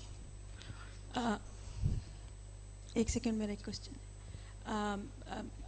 Bareera अंबर जावेद पहले तो बहुत अच्छी एक effort है और इसमें बहुत से फैकल्टीज़ मेंबर्स यहाँ पे बैठे हुए हैं और जो यूनिवर्सिटीज़ की बात हो रही है तो मैं ये मेंशन करना चाहूँगी कि रादर देन के मिनिस्ट्री वहाँ जाके यूनिवर्सिटीज़ को सपोर्ट करे आई थिंक हर यूनिवर्सिटीज़ का अपने ये प्रोग्राम्स होने चाहिए उनके अपने कोर्सेज होने चाहिए on entrepreneurship startups creating your own business और वहाँ से मुझे लगता है कि अगर स्टूडेंट्स ट्रेन होके आए और उसके बाद वो मिनिस्ट्री के प्रोग्राम्स में पार्टिसिपेट करे तो maybe we can get a unicorn startup in future as well questions मेरे दो है कि जब कोई अप्लाई करेगा तो क्या बिजनेस आइडिया होना काफ़ी है या कोई प्रोडक्ट भी डेवलप होनी चाहिए and second is you mention the geographic distribution तो क्या ये कोई कोटा है जिसके मुताबिक आपने दिया है कोटे को रख के दिया गया है या it's just purely on the business model No, actually, I'll answer your first question first, that we are developing an innovation framework. This is an outcome of the project. It's not, in fund hai, that is the one part of the project. The other part is that we are developing an innovation framework, jiske andar entrepreneurship, HR development, capacity building is also one of the agenda. और जो दूसरा सवाल ये है कि product होनी चाहिए या नहीं, definitely there has to be we need to find out that a tangible work has been done in advance. So we have defined TRL's levels, like अगर आपका product है, prototype है या just idea है, so the judges also like benchmark के भाई अगर एक बंदा है जिसका बहुत अच्छा idea लेकिन उसका अभी कोई काम भी नहीं हुआ, it is in the research phase, but एक और project है जिसके अंदर prototype be developed and it's ready for upscaling, definitely the other person takes advantage because उसने already homework किया हुआ है. So the idea is to have something already in ground. It's जिनको हम इस seed funding से they are able to upscale. So that is something that we are looking for. ताकि proper जो है वो fund utilize हो and we don't have to wait because research funding और idea को support करने के लिए बहुत सारी और सी भी grants हैं. HEC की NRPU है, TDF is one of tech transfer के लिए है, but a lot of other grants are there for such kind of research and to just support the idea. But we are looking for products या prototypes which need some funding to implement or deploy. जी mic को madam को दे दें. We have just few minutes for the Q&A session and then we have to move to the next presentation which is also very important one for especially for youth. Ji. Thank you so very much. Just to introduce myself and maybe share a success story, one of your success story and our success stories. A couple of years back, I'm the focal person for entrepreneurship in Fatma Jinnah Women University. My name is Tasneem Ilyas. When I was the focal person for this project, and coordinating between Planning Commission and Fatma Jinnah, we had a success of from two projects. They were basically the student undergraduate projects. One was the student dealing, she introduced a product that replaced plastic spoon with the edible cutlery and funded by the Planning Commission. Thank you for the funds. And another was the Forts app, automated solution in 5 areas like ride sharing, food distribution, book exchange, and couple of few things more. I must appreciate that you provided an excellent opportunity to those students by funding those ideas. But I can recommend that there should be some impact assessment. Because after those 2 years, two good years, probably we see students less interested in continuing with the product or the service. But if we kind of be after them through impact assessment or evaluation or follow-ups, that can, in a sense, push them towards their business development and, the growth and scaling up their business. And if you plan so, as you mentioned that, probably you are planning an event where you'll see monitoring and you'll do monitoring and evaluation. In that sense, if you inform them at least 4 to 6 months before visiting them, so at least if they are not doing, continuing their business, they can, go back and, start developing further, maybe scale up and, make up their distribution channels. So in a way, you'll be pushing them towards the business growth and creating more success stories which are more impactful. But thank you very much. Information is very much there in the OREX. I hope, since I'm no more the focal person, I'm not sure, but in our times, every student was involved, and we see a lot of students' enthusiasm in participating for and pitching for that funding. And I remember they developed the business plans. They had undergone the jury, evaluation metrics and everything. So I'm sure every audit is there with the information, and if not, I encourage everyone in this hall to go visit your audit and do participate, because this is excellent, funding opportunity for everyone. Thank you. Thank you so much. Actually, this is the spirit that we want to revive, that students tend to become the job creators and not the job seekers, and they try to uplift the marginalized communities as well. Thank you for giving the chance. I'm an early stage researcher at Quaid-e-Azam University, Islamabad. My question is regarding the tech entrepreneurship and startup. As you say early that you also have a product-like things in mind that should be delivered.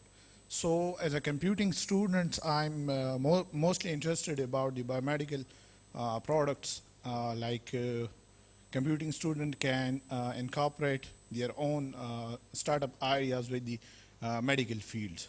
So is there any opportunity for the tech startup so we can bring such kind of product like the EMR systems?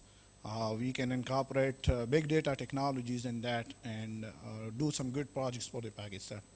Is there any opportunity for that? We have a field tech startups. You can apply. You can apply in that domain. Tech startup का एक पूरा field है जिसके अंदर सबसे ज़्यादा हमें submissions मिली थी और सबसे ज़्यादा award भी उसी segment में हुए हैं. तो I think there is biomedical, any field, biomedical आप health के अंदर भी डाल सकते हैं if it's a disruptive health technology.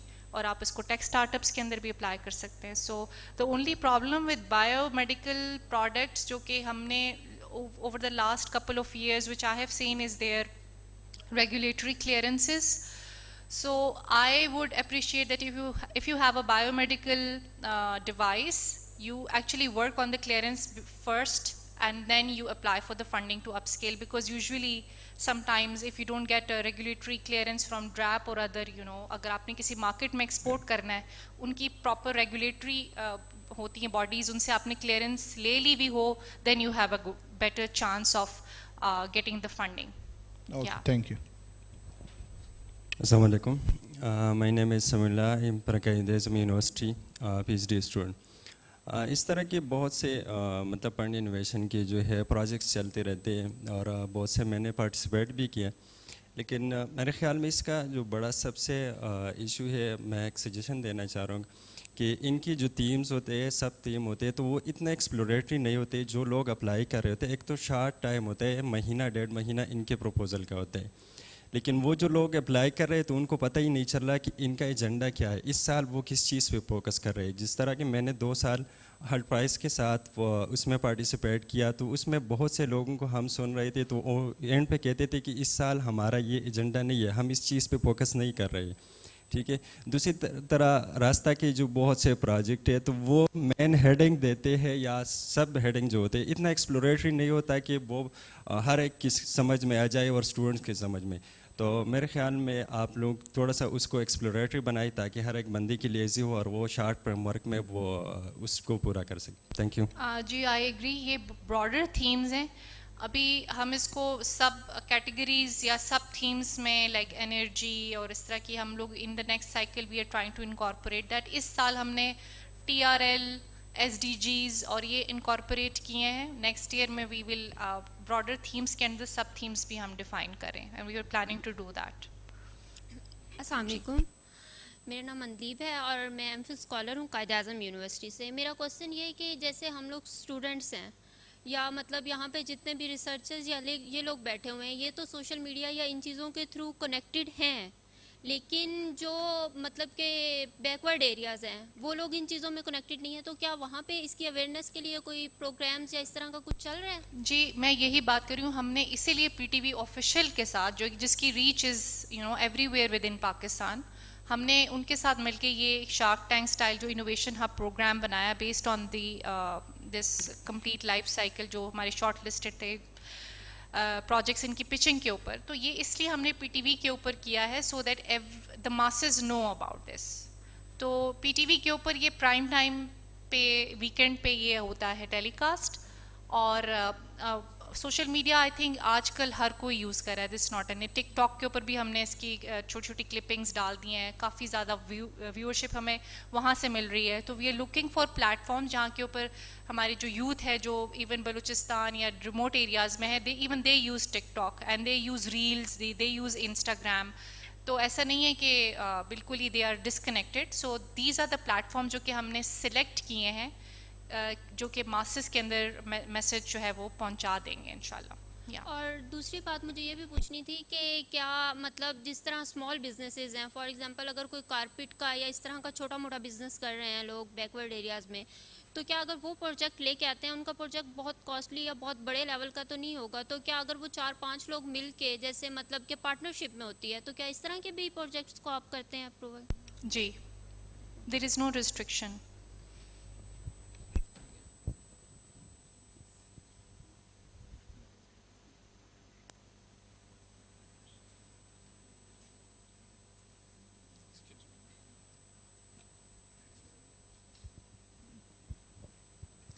Hi ma'am, my name is Sayyid Munibul Hassan. I am an MPhil scholar from Arid Agriculture University, Rawalpindi.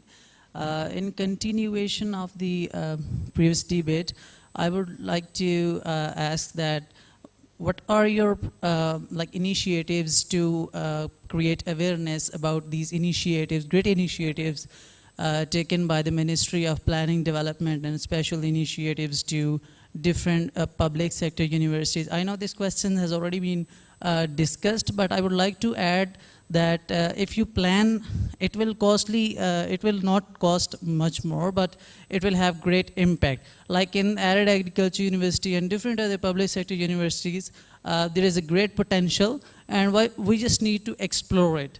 And secondly, I would like to address one thing which a suggestion was given to you in the previous discussion, that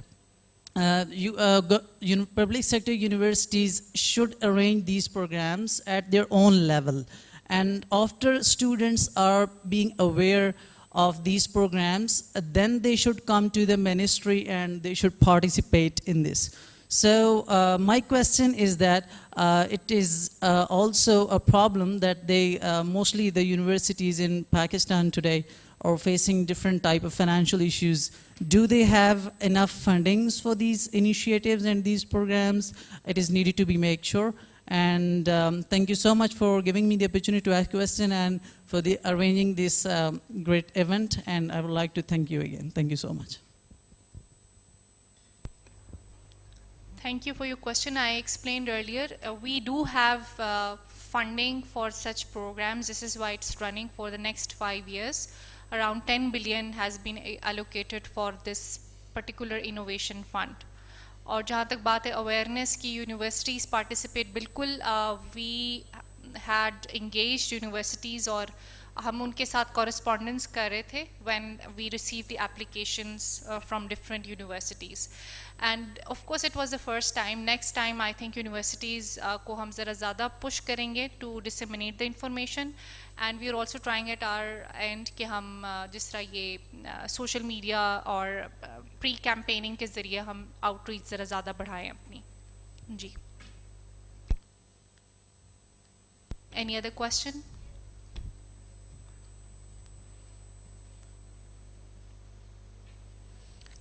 I think this is the last question and then we are I'm We'll move to Dr. the next Iram, session. Dr. Iram Batul from UMT Lahore. My question is that like جیسے financial inclusion کے لیے financial literacy بہت ضروری ہے اور financial capabilities ضروری ہے اور اس کے لیے آپ کو اویئرنیس کی ضرورت ہے, تو کیا ایسے پروجیکٹس بھی اپروو ہو سکتے ہیں کہ under which we plan to have awareness in women یا in different sectors of the economy community development کے لیے, تو کیا وہ بھی اسی فنڈنگ میں ہو سکتے ہیں؟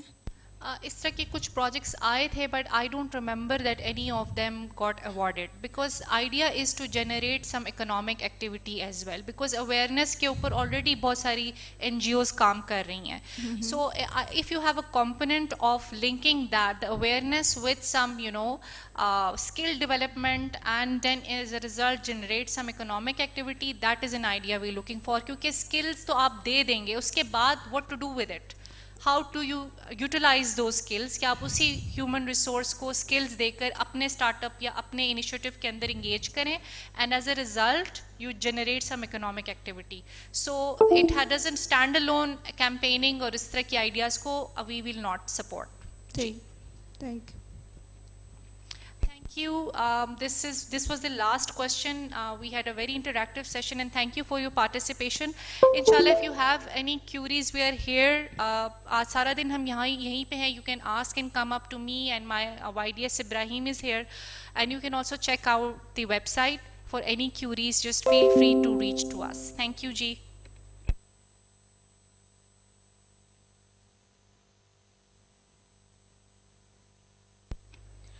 Thank you, Barira, for presenting us such an exciting program, and thank you for sharing exciting success stories from Fatima Junaid. Those were quite inspiring. And now eagerly waiting to participate in such a program where you can get the support and funding without any equity. And what could be more exciting than having a startup that can contribute towards sustainable development goals. So moving on to session 2, which focuses on the Ba-Ikhtiyar Naujawan Youth Program. To present this program, I would like to call upon Dr. Adnan Rafiq.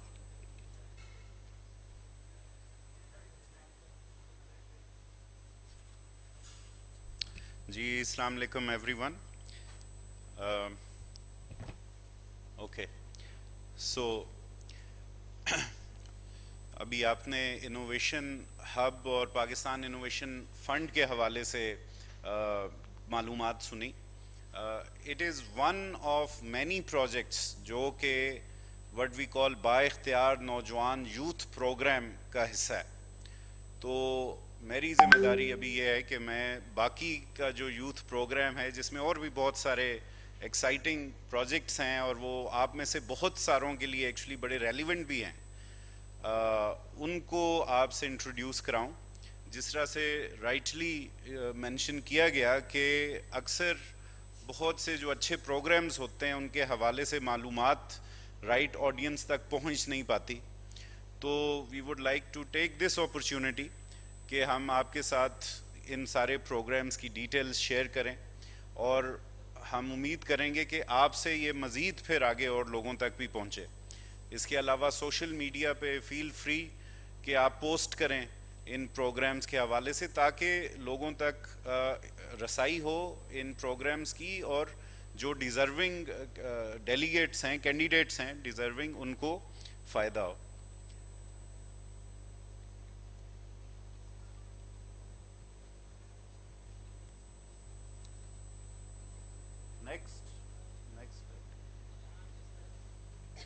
اچھا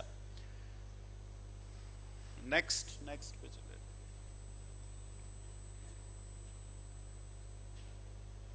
اچھا, تو سب سے پہلے جو با اختیار نوجوان youth programme ہے اس کو ہم نے 4 ایز کے انڈر آرگنائز کیا ہے, جن میں ایجوکیشن, اور آپ دیکھ سکتے ہیں کہ جو نمبر آ رہا ہے یہ these are the number of programmes یا projects which are under this category. تو 6 ایجوکیشن کے ہیں, 2 امپلائمنٹ کے ہیں, 2 انٹرپرینیورشپ کے ہیں, اور 4 انگیجمنٹ کے ہیں. تو we'll go into the details. Next.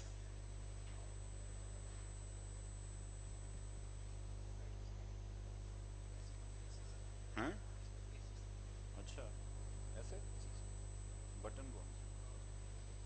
Okay okay thank you.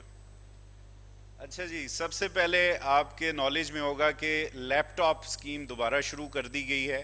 جو ٹاپ اسٹوڈنٹس ہیں, ڈیزرونگ اسٹوڈنٹس ہیں, 1 لاکھ لیپ ٹاپس ان میں آلریڈی تقسیم کیے جا رہے ہیں. اور اس دن میں ایک صاحب سے میری ملاقات ہوئی جو کہ ابھی UNDP میں کنسلٹنگ کر رہے ہیں, اور میں یہ دیکھ کے بڑا حیران ہوا کہ وہ جو لیپ ٹاپ یوز کر رہے تھے پیچھے اس کے PM یوتھ لیپ ٹاپ پروگرام کا لوگو تھا.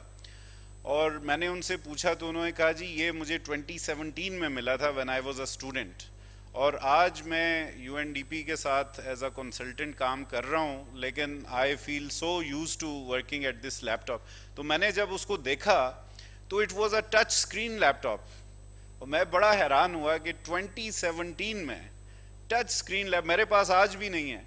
اور وہ ٹچ اسکرین لیپ ٹاپس دی برائٹسٹ اور جو سب سے قابل ترین اسٹوڈنٹس ہیں ان کو یہ دیے گئے, اور وہ وہی سمجھ سکتے ہیں کہ وہ ان کے لیے کتنے یوزفل تھے, کیونکہ جو افورڈ نہیں کر سکتے اور قابل نوجوان ہیں وہ ایک لیپ ٹاپ ان کے لیے بہت بڑا ذریعہ تھا ایجوکیشن کا, معاش کا اور سکسیس کا.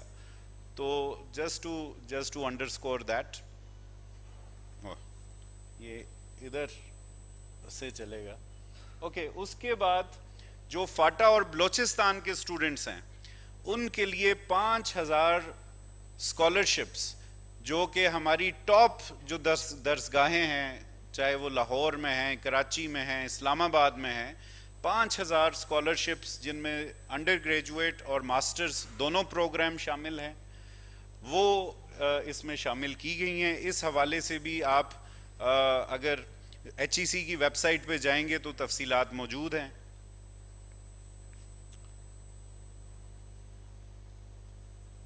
پھر US پاکستان نالج کوریڈور, یہ بہت بڑا منصوبہ ہے جس کے تحت 1000 قابل نوجوانوں کو امریکہ میں PhD کے مواقع فراہم کیے جائیں گے. تو اس کی بھی تفصیلات HEC کی ویب سائٹ پہ موجود ہیں. اگر آپ سمجھتے ہیں کہ آپ اپنی فیلڈ میں PhD کرنا چاہتے ہیں تو آپ اس پروگرام کے تھرو امریکہ کی ٹاپ یونیورسٹیز میں, بلکہ ابھی منسٹر صاحب کی ڈائریکشن تھی کہ اس کو اور زیادہ فوکسڈ بنائیں تاکہ جو امریکہ کی ٹاپ 50 یونیورسٹیز ہیں ان میں ہم اپنے بہترین دماغ جو ہیں, سب جو زیادہ ہمارے بہترین ٹیلنٹڈ اسٹوڈنٹس ہیں, زیادہ سے زیادہ ان کو ٹاپ یونیورسٹیز میں بھیج سکیں. تو یہ 5 سال کا پروگرام ہے جس میں 1000 ینگ اسکالرس کو PhD کے لیے بھیجا جائے گا. ابھی اس پہ آلریڈی کوئی 250 کے قریب اسکالرز آلریڈی پڑھ رہے ہیں, تو آپ پلیز اس کو ضرور چیک کریں. اور میں یہ بتاتا چلوں یہ جو پورا یوتھ پروگرام ہے, یہ سارے پروگرامز مل کے یہ کوئی 150 ارب روپے کے یہ بنتے ہیں ٹوٹل ملا کے. تو اٹس اے ہیوج. اچھا, یہ اس بار ایک اسپیشل اسکیم, کیونکہ ہماری 75th پلیٹینیم جوبلی ہے پاکستان کی, 75 سالگرہ تھی, تو 25 دنیا کی جو ٹاپ یونیورسٹیز ہیں ان میں 75 اسٹوڈنٹس کو یہ اسکالرشپ دی گئی ہے. اس اسکالرشپ کا جو پروسیس تھا وہ بڑا سمپل تھا کہ اگر آپ ٹاپ 25 جو دنیا کی یونیورسٹیز ہیں QS رینکنگ کے مطابق, اگر ان میں آپ ایڈمیشن لے لیں تو آپ کو یہ اسکالرشپ دی جائے گی. اور اس میں جو ڈیڈ لائن تھی اس میں پھر فرسٹ کم فرسٹ سرو کا پرنسپل رکھا گیا تھا, کیونکہ we didn't want a further evaluation of it. اگر دنیا کی ٹاپ 25 درسگاہوں نے آپ کو ایڈمیشن دے دیا ہے تو دیٹ مینس کہ you are on merit in every respect. تو these 75 scholarships have already been awarded now. اس کے بعد سیرت چیئرز, ہمیں نارملی جو پڑھایا جاتا ہے اپنی دینی تعلیم میں وہ نبی کریم صلی اللہ علیہ وسلم کا جو جس طرح سے ان کے بارے میں ہمیں بتایا جاتا ہے وہ اکثر ایک اس میں محدود ہو جاتا ہے کہ ایک مذہبی رہنما یا ایک رسول یا نبی کے حوالے سے ہم ان کو زیادہ جانتے ہیں. لیکن اس کے ساتھ ساتھ وہ ایک لیڈر بھی تھے, وہ ایک استاد بھی تھے, وہ ایک بزنس پرسن بھی تھے, وہ ایک اسٹیٹسمین بھی تھے, وہ ایک والد بھی تھے. تو ان کی جو زندگی کے وہ بہت سارے پہلو ہیں نبوت کے علاوہ جن سے بھی ہمارے لیے بہت کچھ سوچنے کو ہے. تو اس کو ذہن میں رکھ کے اور پھر ان کی سیرت کے یہ جو پہلو ہیں ان سے ہم سیکھ کے آج کی جو ہمارے چیلنجز ہیں, کنٹمپرری جو ہمارے چیلنجز ہیں 21st سینچری کے, ان سے ہم کیسے ان کو ریزالو کر سکتے ہیں. تو اس چیز پہ تحقیق کرنے کے لیے اور اس پہ مزید لوگوں تک اس طرح کی نالج پہنچانے کے لیے سیرت چیئرز کا جو ہے منصوبہ شروع کیا گیا ہے. تو جس کے تحت مختلف یونیورسٹیز میں وہ اسکالرز اپوائنٹ کیے جائیں گے جو اس طرح کی ایسپیکٹس پہ ریسرچ کر سکیں.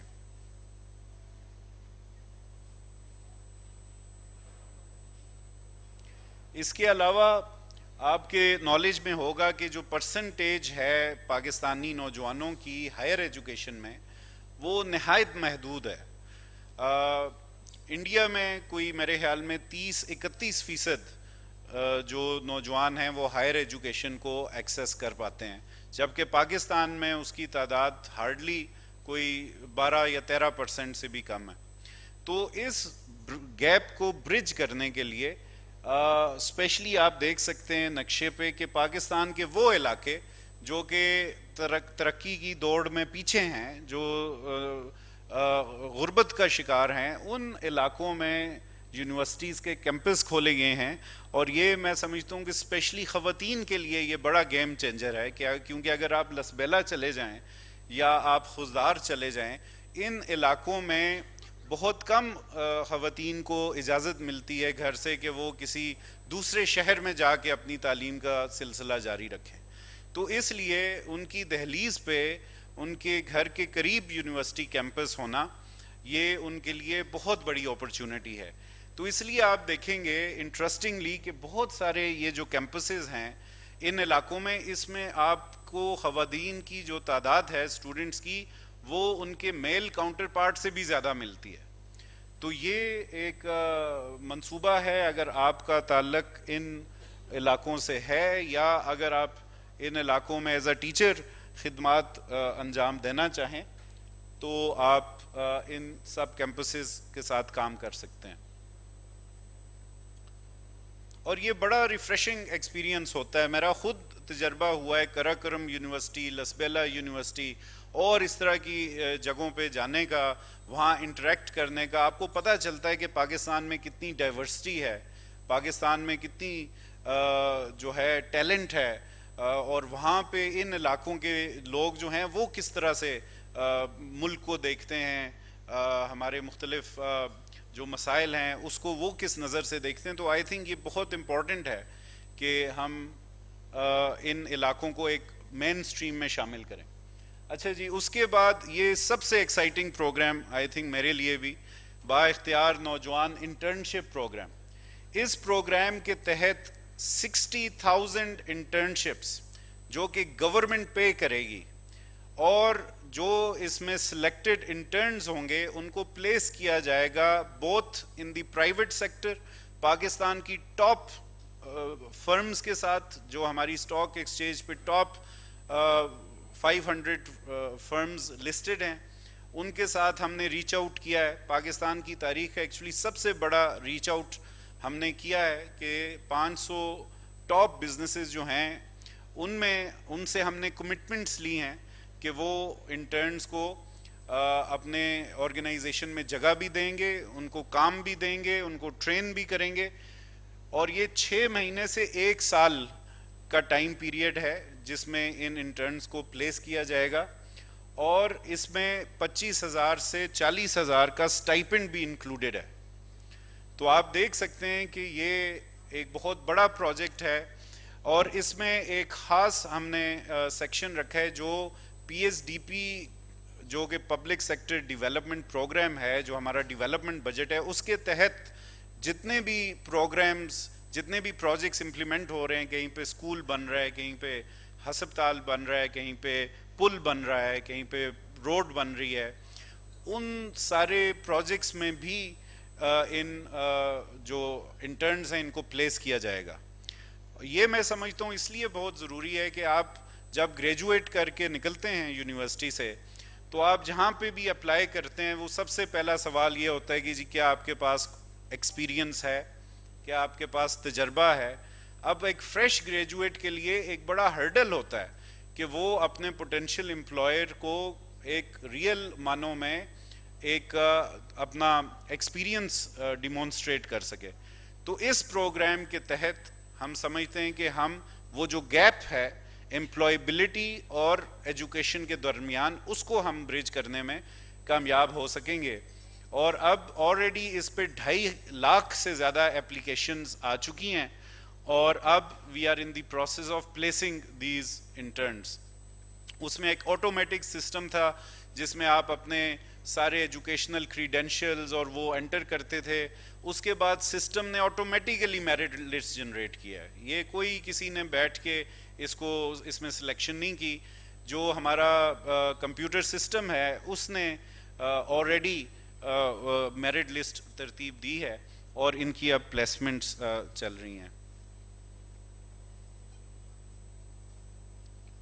اس کے ساتھ ساتھ آپ کے علم میں ہوگا کہ نیوٹیک اور دیگر ایسے ادارے ہیں جو سکلز کے ٹریننگ دیتے ہیں, تو اس میں ہم نے مزید 75,000 ہائی ٹیک ٹریڈز اور 53,000 کنونشنل ٹریڈز کے لیے جو ٹریننگ پروگرامز ہیں, جس میں آئی ٹی کی سکلز شامل ہیں, جس میں جو ہے جو ہمارے ٹریڈیشنل آرٹس اینڈ کرافٹس ہیں, پلمبنگ ہے, ڈرائیونگ ہے, اس طرح کی جو سکلز ہیں جن کی نہ صرف پاکستان بلکہ گلوبلی بھی ڈیمانڈ ہے, مڈل ایسٹ میں ہے, یورپ میں ہے. تو اس کے لیے یہ پروگرامز مزید انہینس کیے گئے ہیں اور آلریڈی ہمارے سروے کے مطابق 71% یہ جو ٹرینڈ ورک فورس ہے یہ 71% امپلائڈ ہے. تو 71% کو یہ امپلائمنٹ ملنے میں یہ پروگرامز مدد دے رہے ہیں. اس کے ساتھ میں آپ سے ذکر کروں کہ جو ہماری اپنی منسٹری میں ہم نے ینگ ڈیولپمنٹ فیلوشپ پروگرام شروع کیا ہے, اس کے تحت ابھی تک مختلف بیچز ہم نے انٹرنز کے لیے ہیں. اس کا ایک بڑا کمپیٹیٹیو پروسیس ہوتا ہے جس کے تحت ہمیں 8 سے 10,000 اپلیکیشنز موصول ہوتی ہیں. 400 سے 500 شارٹ لسٹڈ کینڈیڈیٹس کو انٹرویو کیا جاتا ہے اور آخر میں 40 صرف جو فیلوز ہیں ان کو ہم اکوموڈیٹ کرتے ہیں. تو اس بار یہ جو آپ کانفرنس دیکھ رہے ہیں اس کے جو تمام انتظامات ہیں, مجھے یہ بتاتے ہوئے بہت فخر ہے کہ یہ لارجلی ہمارے وائی ڈی ایفس جو ینگ ڈیولپمنٹ فیلوز ہیں یہ سب ان کی محنت کا نتیجہ ہے. ان کو ایک پلاننگ میں ایک بڑی حکومت کی منسٹری میں کام کرنے کا تجربہ ملتا ہے, پالیسی میکنگ میں شامل ہونے کا تجربہ ملتا ہے. وہ ہماری جتنی میٹنگز ہوتی ہیں جن میں بڑے بڑے پروجیکٹس کے فیصلے ہوتے ہیں ان میں وہ بھی اس میں شامل ہوتے ہیں یا اس کو آبزرو کر سکتے ہیں, وہ ان میٹنگز کو اٹینڈ کر سکتے ہیں اور یہ ایکسپیرینس ان کو ایک بڑا کیپیبل ڈیولپمنٹ پروفیشنل بنانے میں بہت مددگار ہے. تو یہ ڈیولپمنٹ فیلوز اس کا اب ہم نے کوئی 5واں بیچ یہ ہم کر رہے ہیں. یہ 2013 سے 17 کے درمیان اس کے 4 بیچ ہوئے تھے, پھر یہ بیچ میں ڈسکنٹینیو ہو گیا اور ابھی لاسٹ ایئر 2022 میں اس کا دوبارہ سے آغاز ہوا ہے. سینٹرز آف ایکسیلنس یہ ریسرچ سینٹر ہیں جی, آپ دیکھ لیں ڈیٹا روبوٹکس اینڈ آٹومیشن پہ, سائبر سیکیورٹی پہ, ڈیٹا اینڈ کلاؤڈ کمپیوٹنگ پہ, آرٹیفیشل انٹیلیجنس پہ, life stock breeding and genetics پہ, اسپیس اپلیکیشنز پہ اور اس کے ساتھ ساتھ بایو ٹیکنالوجی پہ. یہ کٹنگ ایج ریسرچ ہے اور یہ جو ریسرچ سینٹرز ہیں یہ جو ہماری ٹاپ یونیورسٹیز ہیں یہ ان میں پلیس کیے گئے ہیں, لیکن یہ ایک نیٹ ورک کا حصہ ہوتے ہیں کہ اور بھی جن یونیورسٹیز میں اس حوالے سے ریسرچ چل رہی ہے ان یونیورسٹیز کے ساتھ مل کے کولیبریٹ کر کے یہ ریسرچ کا جو کام ہے آگے بڑھایا جائے تاکہ پاکستان کیچ اپ کر سکے دنیا کے ساتھ. اور ٹیکنالوجی ایک واحد ایریا ہے جہاں پہ آپ ہمیشہ لیپ فراگ کر سکتے ہیں, جہاں پہ اتنی تیزی سے ٹیکنالوجی چینج ہوتی ہے کہ اگر آپ سے کچھ سال مس بھی ہو جائیں, مثلاً اب آرٹیفیشل انٹیلیجنس ایک نئی فیلڈ اوپن ہوئی ہے, تو بھلے ہم نے پچھلے 10-20 سال جو آئی ٹی کی جو کی فیلڈز تھیں, اگر اب اس میں ہم پیچھے بھی رہ گئے ہوں تو ہمارے لیے موقع ہے کہ ہم اس میں کیچ اپ کر سکیں, کیونکہ آئی ٹی میں جو نت نئے جو فیلڈز جس طرح سے ایوالو ہو رہی ہیں, تو یہ سینٹرز آف ایکسیلنس اس مقصد کے لیے بنائے گئے ہیں. انوویشن فنڈ میں ریپیٹ نہیں کروں گا, آپ نے تفصیل سے پچھلے سیشن میں اس کے بارے میں سنا.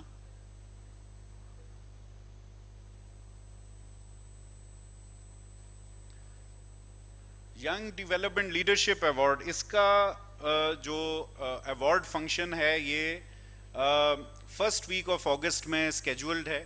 بیسیکلی ہم کرنا یہ چاہ رہے ہیں کہ جن لوگوں نے پاکستان میں تعمیر اور ترقی میں نمایاں کردار ادا کیا ہے, وہ ضروری نہیں ہے کہ نمایاں صرف ٹی وی پہ آنے سے ہوا ہو یا وہ لوگوں کے نالج میں ہو ان کی کنٹریبیوشن. وہ بہت سے ایسے ڈیولپمنٹ ورکرز بھی ہیں جنہوں نے اپنی کمیونٹیز میں بہت نمایاں کام کیا, جن کے بارے میں شاید نیشنل لیول پہ لوگوں کو نہ پتہ ہو. ان کو بھی ریکگنائز کیا جائے, ان کی کنٹریبیوشن کو ایکنالج کیا جائے اور ان کو یہ لیڈرشپ ایوارڈ دیا جائے.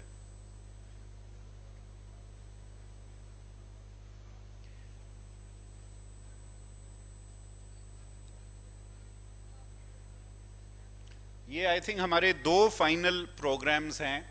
ایک تو یہ جو 20 پورسٹ ڈسٹرکٹس,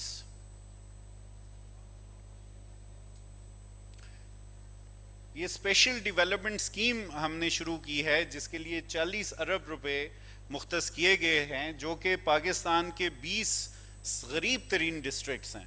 اور آپ دیکھ سکتے ہیں کہ ان میں زیادہ تر بلوچستان کی ہے, 11 ڈسٹرکٹس کے ساتھ 5 سندھ کے ہیں, 3 کے پی اور 1 پنجاب.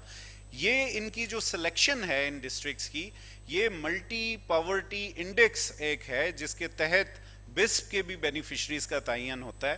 تو یہ ملٹی پاورٹی انڈیکس کے مطابق ان ڈسٹرکٹس کو سلیکٹ کیا گیا ہے, اور ان کے لیے اسپیشل ٹیلر ڈیولپمنٹ پروگرامز جو وہاں کی لوکل اکانومی کو گرو کریں, جو وہاں کی لوکل اکانومی کو ری انویگوریٹ کریں, وہ ترتیب دیے جا رہے ہیں.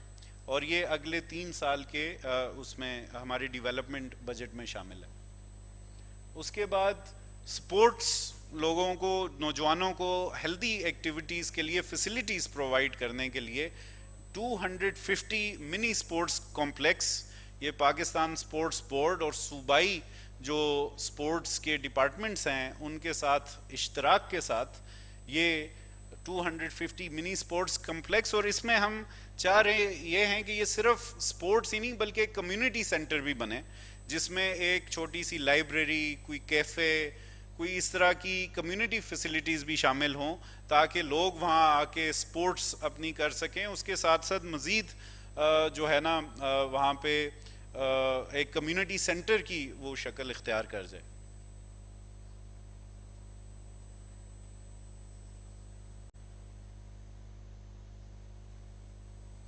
جی, اس کے ساتھ ساتھ ہم نے یونیورسٹیز میں ابھی تک کوئی 80 یونیورسٹیز اس میں شامل ہیں, ان میں پیس اینڈ ڈیولپمنٹ کارپس کے نام سے سوسائٹیز بنائی, اسٹوڈنٹ سوسائٹیز, تاکہ ہمارے پاس پلیٹ فارم اویلیبل ہو کہ ہم اسٹوڈنٹس کے ساتھ بھی انگیج کر سکیں.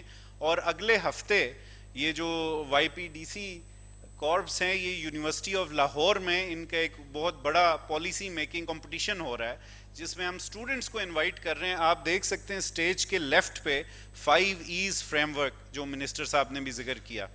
تو ہم انوائٹ کر رہے ہیں اسٹوڈنٹس کو Y P D C network کے تھرو کہ وہ اس 5E فریم ورک کے تحت جو پالیسی, سیکٹورل پالیسیز بننی ہیں, ایکسپورٹ کیسے بڑھائی جا سکتی ہے, ای پاکستان کو کیسے انیبل کیا جا سکتا ہے, ایکوٹی اور امپاورمنٹ ہم کیسے اس کو انہانس کر سکتے ہیں. ان سارے 5 E's کے ہر ایریاز کے نیچے ہم انوائٹ کر رہے ہیں کہ اسٹوڈنٹس ایک پالیسی میکنگ کے پروسیس میں شامل ہوں اور ان کی ریکمنڈیشنز کو پھر دیکھا جائے.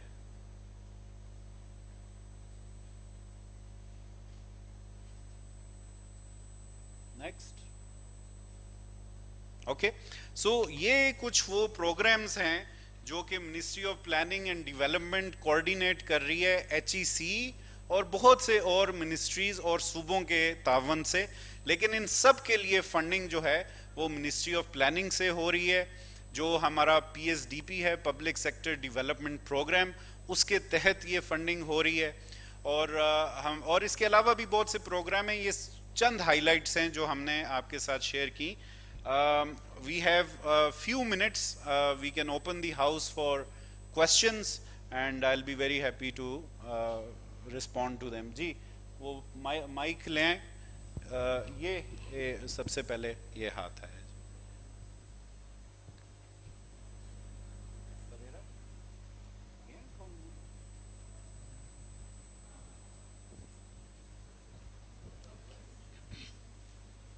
Assalamu alaikum ji, Najma Sahir here from Fatima Jinnah Women University. I must praise the projects that you have initiated, pragmatic, practical, excellent, regardless it's a Seerat program, regardless sports, mini sports or innovation hub. But my question is, election is in the air. What is the sustainability of these programs after the elections? If the same government does not remain there and if there is a change in governance, who will guarantee the long-term propensity and initiative and sustenance of these programs and the evaluation? Thank you so much. G thank you. This is a very good question. ہمارا ایک المیہ رہا ہے کہ political stability نہ ہونے کی وجہ سے جو کنسسٹنسی ہے آف پالیسیز وہ ڈسرپٹ ہوتی ہے اور اس کے نتیجے میں بہت اچھے پروجیکٹس جو چلتے چلتے ڈسرپشن کا شکار ہو سکتے ہیں اور ہوتے ہیں. تو آئی تھنک میرا جواب یہ ہے as member of the planning commission for governance کہ ہمیں سکسیس سٹوری سے سیکھنا چاہیے.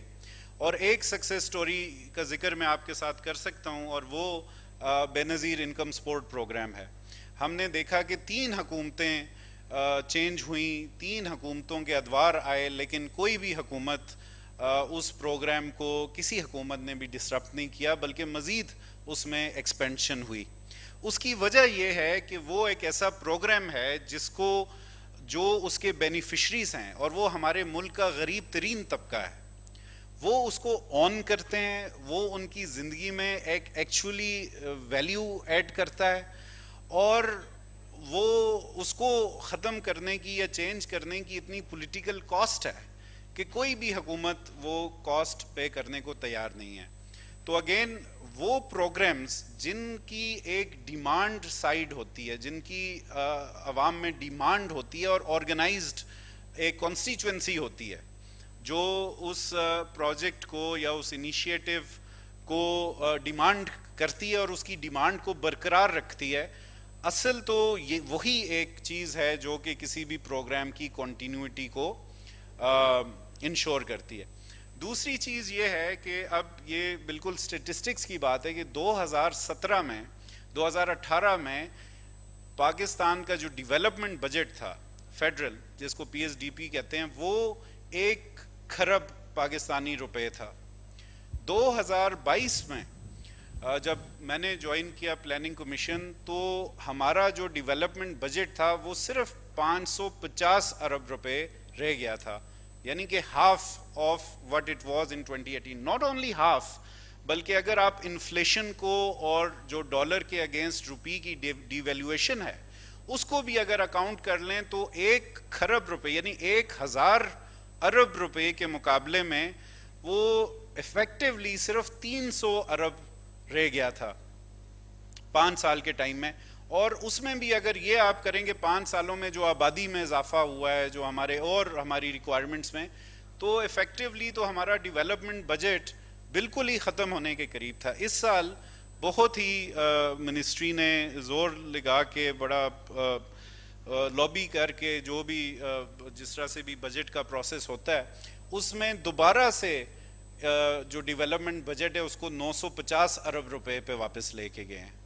تو کیونکہ پاکستان میں ایک تو جو ڈیولپمنٹ بجٹ ہے وہ صرف یہ نہیں کہ وہ لوگوں کو ڈائریکٹلی بینیفٹ کرتا ہے, وہ ہماری اکنامک گروتھ کا بھی ایک کی کیٹلسٹ ہے, کیونکہ یہاں پہ اسٹیٹ انویسٹمنٹ تھرو ڈیولپمنٹ سے ہماری اکنامک گروتھ میں اضافہ ہوتا ہے. تو اس لیے ون ہوپس کہ جو پالیسیز ہیں وہ کنٹینیو رہیں irrespective of government changing hands, اور ہم کوشش کریں کہ ہم اور زیادہ ان پروگرامز کو ایکسپینڈ کر سکیں. جی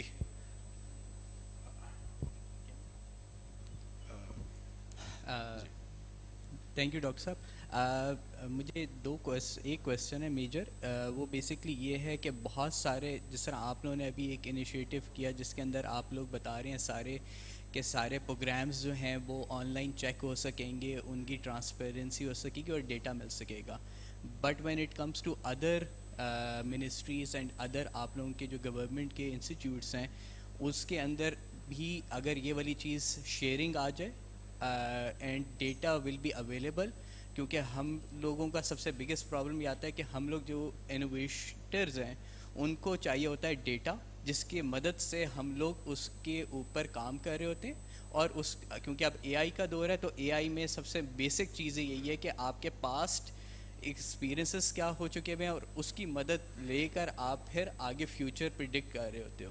سو آپ سے ایک میجر ریکویسٹ یہی ہوگی کہ if that will be possible. نہیں, ابھی ہمارا لنچ کے بعد ایک سیشن ہے digital P S D P portal جو بنا ہے, اس میں جو پاکستان کا ڈیولپمنٹ بجٹ ہے, یہ جو ہزاروں ارب روپے کے پروجیکٹس کا میں ذکر کر رہا ہوں, ہر سال اس میں اضافہ ہوتا جاتا ہے, نئے پروجیکٹس شروع ہوتے ہیں, ان ساروں کا ڈیٹا جو ہے وہ اس وقت as we speak online موجود ہے. اگر آپ پلاننگ, اور وہ چاہے جو بھی لائن منسٹری اس کو ایگزیکیوٹ کر رہی ہو, اس میں ان پروجیکٹس کے PC1, یہ پاکستان کی تاریخ میں کبھی اس سے پہلے نہیں ہوا کہ جو پی ایس ڈی پی کے انڈر پروجیکٹس فنڈ ہو رہے ہیں, چاہے کوئی بھی لائن منسٹری یا صوبہ ان کو ایگزیکیوٹ کر رہا ہے, اس سارے کا ڈیٹا, ان کی ایلوکیشنز, ان کی ریلیزز, ان کے بجٹس, ان کی ریویژنز, ان کے PC1s, یہ سارے آن لائن کر دیے گئے ہوں. یہ اوپن سورس ڈیٹا ہے, it is available on our website and there will be a dedicated session on it جس میں وہ پورا پورٹل کا تعارف کرایا جائے گا. جی شکیل, ہاں پھر ہاں ادھر سے لیں, پھر اس سائٹ پہ بھی ہیں کویسچنز. السلام علیکم سر. سر سب سے پہلے میں تو یہ کہہ رہا ہوں کہ آپ نے کہا تھا کہ پی ایچ ڈی پی ہماری جو ہے وہ 950 ارب روپیہ ہے, لیکن وہ ریوائز بجٹ کے ساتھ جو ہے وہ آگے جا کے 1100 تک جا سکتی ہے نا. تو سب سے پہلے میرا یہ کوشچن ہے کہ جو پی ایچ ڈی پی ہے وہ ساری نان ڈیولپمنٹ پروجیکٹ پہ زیادہ زور دے رہے ہیں. آپ پینشن بڑھا رہے ہو, آپ سیلریز بڑھا رہے ہو, لیٹ می کنکلوڈ اٹ نا, کہ آپ کی جو پی ایچ ڈی پی کی جو 950 آپ بتا رہے ہیں کہ بلین جو ہمارے روپیز ہے نا, وہ ہمارے جو پروجیکٹس پہ لگ رہے, جیسے سپوز آپ نے کہا تھا کہ ہم نے ایجوکیشن میں جو ہے بہت سارے ڈسٹرکٹ میں جو ہے ہم نے ان کے برانچز بنائے, تو اگر آپ دیکھیے تو اس ٹائم ہمیں جو ہے وہ ملینز آف پاپولیشن آپ کی جو ہے وہ گریجویٹ جو ہے وہ ویسے پھر رہے ہیں, ان کے پاس جابز نہیں ہے. کیوں جابز نہیں ہے؟ وہ اس وجہ سے کہ آپ ایک سائڈ پہ کام کر رہے, ایجوکیشن بڑھا رہے, مطلب آپ ان کی جو ہے وہ برانچز بڑھا رہے, لیکن آپ کی جو کوالٹی ایجوکیشن ہے وہ آپ ان پہ کام کر ہی نہیں رہے. وہ اس وجہ سے دیکھیں کہ اگر آپ کی جو ایگزسٹنگ جو انفراسٹرکچر جو یونیورسٹیز ہے یا جو سکولز ہے یا جو بھی آپ کی ہائر ایجوکیشن ہے نا, تو اگر آپ اس کو کوالٹی ایجوکیشن دیں, یہی پیسے اگر آپ جو ہے وہ ان کے کوالٹی پہ خرچ کر لیتے ایز کمپیئر ٹو ان کی کیمپسز بناتے, تو آپ کے لیے وہ کوالٹی ایجوکیشن جو ہے وہ جنریٹ کر لیتے. ٹھیک, تھینک یو. اچھا, پہلا تو جو دیکھیں سیلریز ہیں اور یہ ریکرنگ ایکسپینس میں آتا ہے, یہ ڈیولپمنٹ بجٹ میں نہیں آتا. डेवलपमेंट बजट में किसी भी प्रोजेक्ट का सिर्फ जो PMU बनता है, प्रोजेक्ट मैनेजमेंट यूनिट, सिर्फ उसकी सैलरीज, और वो शॉर्ट टर्म होता है जब तक वो प्रोजेक्ट कंप्लीशन तक पहुंचते हैं, सिर्फ वो सैलरीज होती हैं, वरना जो सैलरीज हैं वो रिकरिंग नॉर्मल रेगुलर बजट में आती हैं, PSDP में नहीं.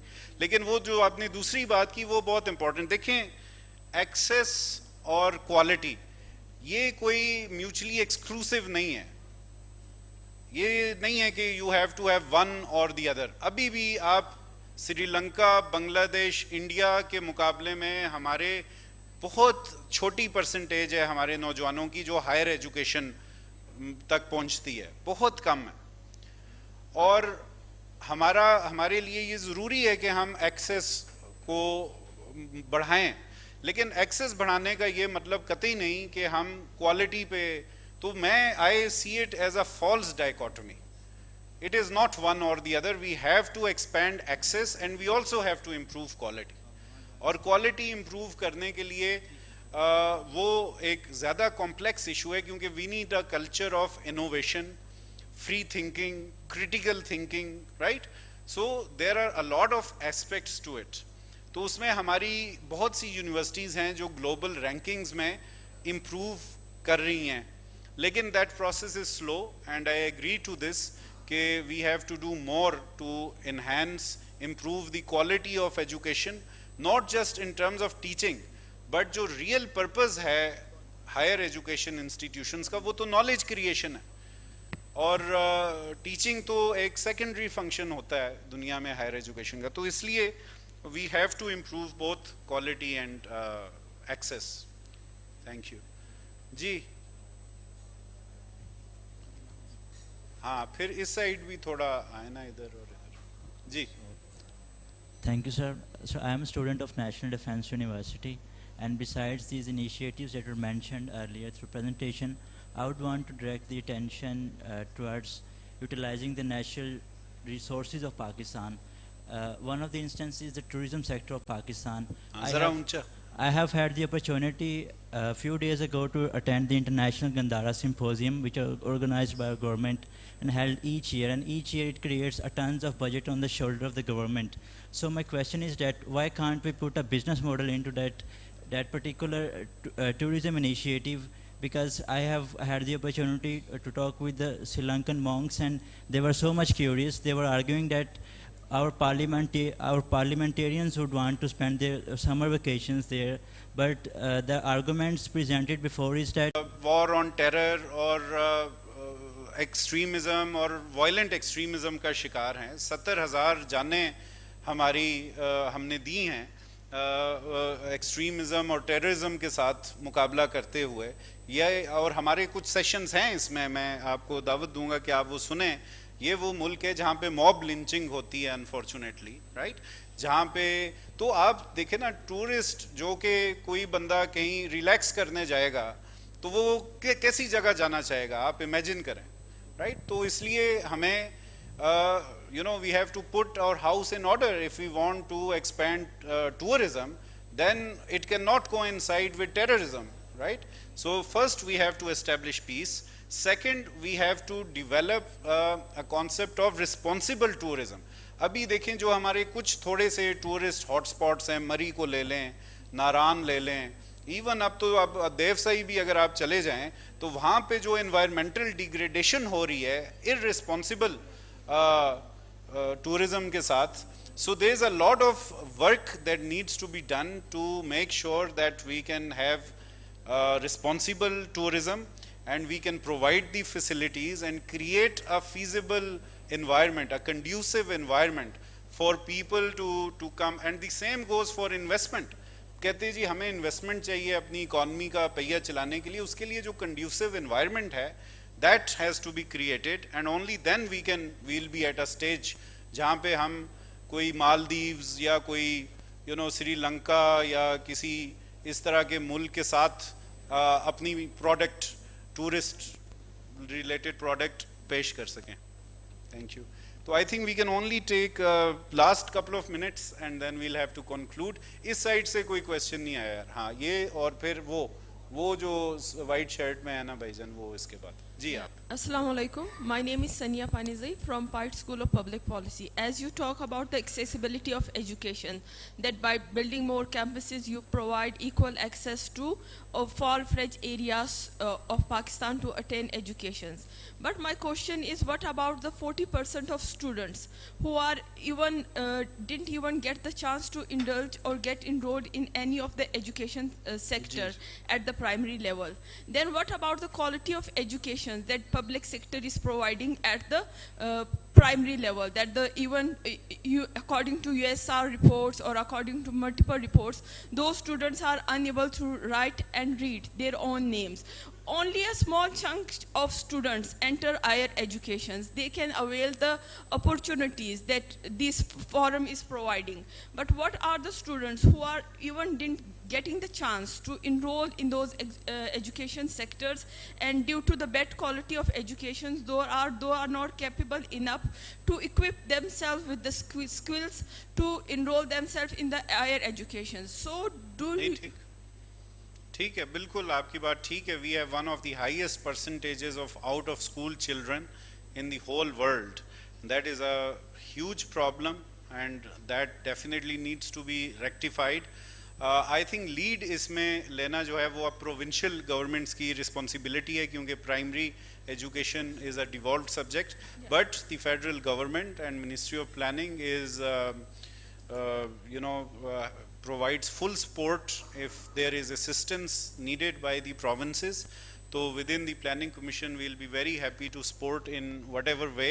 بلکہ اگر میرے فیلو کولیگ یہاں ہوتے ممبر سوشل سیکٹر تو وہ آپ کو اس حوالے سے زیادہ بتاتے. ابھی نیوٹریشن اور آؤٹ آف اسکول چلڈرن کے حوالے سے ایک نیشنل لیول فریم ورکس بنائے جا رہے ہیں تاکہ سارے صوبوں کے ساتھ مل کے ایک کوآرڈینیٹڈ طریقے سے, جس طرح سے NCOC بنی تھی, کہ اس طرح سے ایک کوآرڈینیٹنگ میکنزم بنایا جائے جس کے تحت وار فوٹنگ پہ یہ اس کو حل کیا جائے. بٹ آئی ٹوٹلی ایگری کہ this is a huge area that needs rectification. جی last question I'm afraid. جی آپ یہ پہلے. جی آپ. السلام علیکم, میرا نام مطیع الرحمان ہے اور میں ایریٹ ایگریکلچر یونیورسٹی کا اسٹوڈنٹ ہوں. سر میرا تو آپ سے یہ سوال ہے کہ آپ نے 5000 اسکالرشپ کی بات کی اور جو پورٹی ڈسٹرکٹ کی بات کی آپ نے پورے پاکستان میں, لیکن اس میں کہیں بھی GB اور کشمیر کا کوئی ذکر نہیں کیا, کیونکہ آپ کو یہ ہے کہ GB کے جو ایریا ہے وہ ہارٹ ایریا ہے اور وہاں پہ اسکالرشپ وغیرہ کی آپ نے کوئی وہ نہیں کی. بلوچستان اور KPK کو دیا تو اس میں GB کا کیوں نہیں ہے سر؟ جی تھینک یو. جی نہیں تھینک یو. بالکل, اصل میں اس کی ریزن یہ ہے کہ جو GB اور AJK ہے ان کا جو بجٹ ہے وہ ڈائریکٹلی پاکستان کے فیڈرل بجٹ سے جاتا ہے. چونکہ ان کی ابھی صوبائی حیثیت نہیں ہے تو ان کو NFC ایوارڈ سے تو چونکہ شیئر نہیں ملتا, ان کا بجٹ ڈائریکٹلی فیڈرل گورنمنٹ سے جاتا ہے. تو اس لیے جو ہمارے وہ پروجیکٹس ہیں جن میں اسکالرشپس بھی ہیں اور جن میں یہ 20 پورسٹ ڈسٹرکٹس بھی ہیں, یہ صوبوں کے ساتھ پارٹنرشپ میں ہیں. تو اس میں 50% کنٹریبیوشن جو ہے وہ صوبوں کی ہے. تو اس لیے ان میں AJK اور GB اس وجہ سے ان پروجیکٹس میں شامل نہیں ہے, لیکن ان کے لیے اپنی اسپیشل سکیمز ہیں اسکالرشپس کی بھی اور معاشی اپلفٹ کی بھی, جو کہ PSDP اور ریگولر بجٹ دونوں کے تھرو فائنینس ہوتی ہیں. یہ پروجیکٹ چونکہ صوبوں کے ساتھ اشتراک میں ہیں اور JB اور KP ابھی چونکہ صوبے نہیں ہیں تو اس لیے وہ آپ کو یہاں نظر نہیں آئے. لیکن آپ اگر دیکھیں تو GB اور کشمیر دونوں کا بجٹ اس سال بڑا ہے, اور ابھی کل بھی بلکہ ایک ہم نے میٹنگ کی آزاد کشمیر میں کہ کچھ پروجیکٹس کے حوالے سے, تو وہاں پہ مزید وہ یہ سارے پروجیکٹس وہاں پہ بالکل امپلیمنٹ کیے جا رہے ہیں. ٹھیک ہے جی, تو thank you so much. I think we've run out of time. ہاں تو باقی ابھی کرتے ہیں. I think we'll soon have lunch available to us. So please do join us for lunch. اور اس کے بعد let's put our schedule back on track. تو میں آپ سے ریکویسٹ کروں گا کہ کوہ نور ہال, اس سائٹ پہ کوہ نور ہال ہے اور ایمبیسڈر ہال, اس میں بہت زبردست سیشنز ہیں, بہت زبردست اسپیکرز ہیں. تو آپ پلیز ان ہالز میں ان سے استفادہ کریں. or I look forward to see you around. Ji. Thank you so much.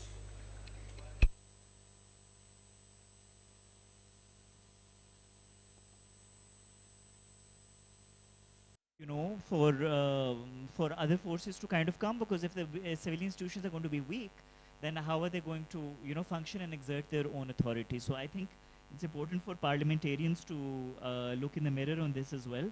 और जो आप लोगों ने कुछ concrete suggestions दिए हैं उनको definitely accommodate करेंगे. And because I'm wearing two hats today, also from the Planning Commission side, so I want to point out, based on what you said, कि Planning Commission ने भी अभी recently PSDP portal को पहली दफ़ा online कर दिया है. तो ये executive की तरफ से step आया कि वो PSDP पूरा online हो गया है, and we hope कि Parliament भी इसका फ़ायदा उठाएगा, और ये जो सारे development budget है अब next time जो भी आएगा कि वो in committees में एक ज़रा detailed process में study हो सके, because as Madam Romina also said in the beginning, that's where most of the work is done. It's in the committees, whereas in the House a lot of the things you see sometimes are said for optics, but even different parties come together in a very constructive manner in the committees. So I think there's definitely a role there.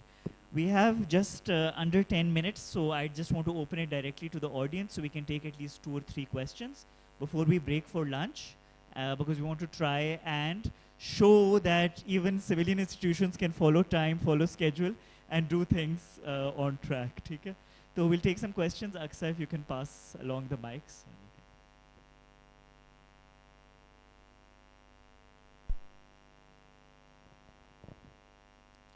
Assalamualaikum. My name is Tayyiba Rizwan and I am from National Defence University.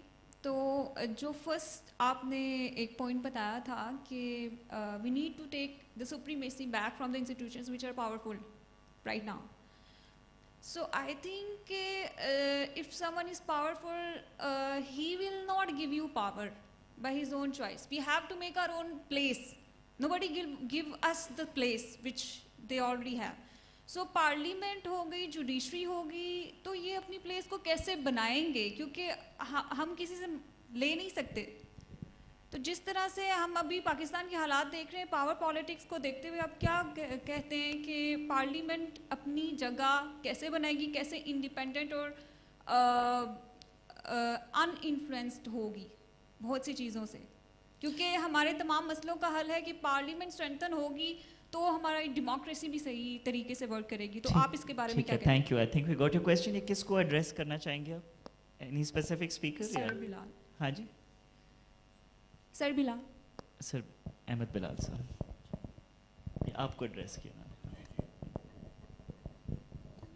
देखिए, ये बहुत serious सवाल है, पाकिस्तान के सामने पिछले 75 साल से है, और आज पाकिस्तान जहाँ पे खड़ा हुआ है उसकी बहुत बड़ी वजह यही सवाल है कि हमारे यहाँ जिसका जो काम है वो काम नहीं कर रहा, और जिसको करना चाहिए उसे करने का मौका नहीं दिया जाता.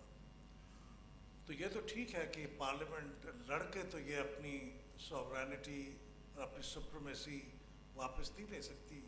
पार्लियामेंट के पास को अपने टैंक और तोपे नहीं हैं, और ना ही ये लड़ने की ज़रूरत है.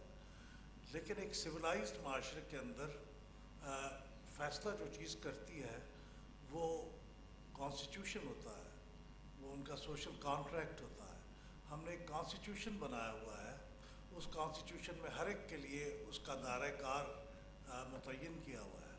We have demarcated each segment of society's role, responsibilities and functions.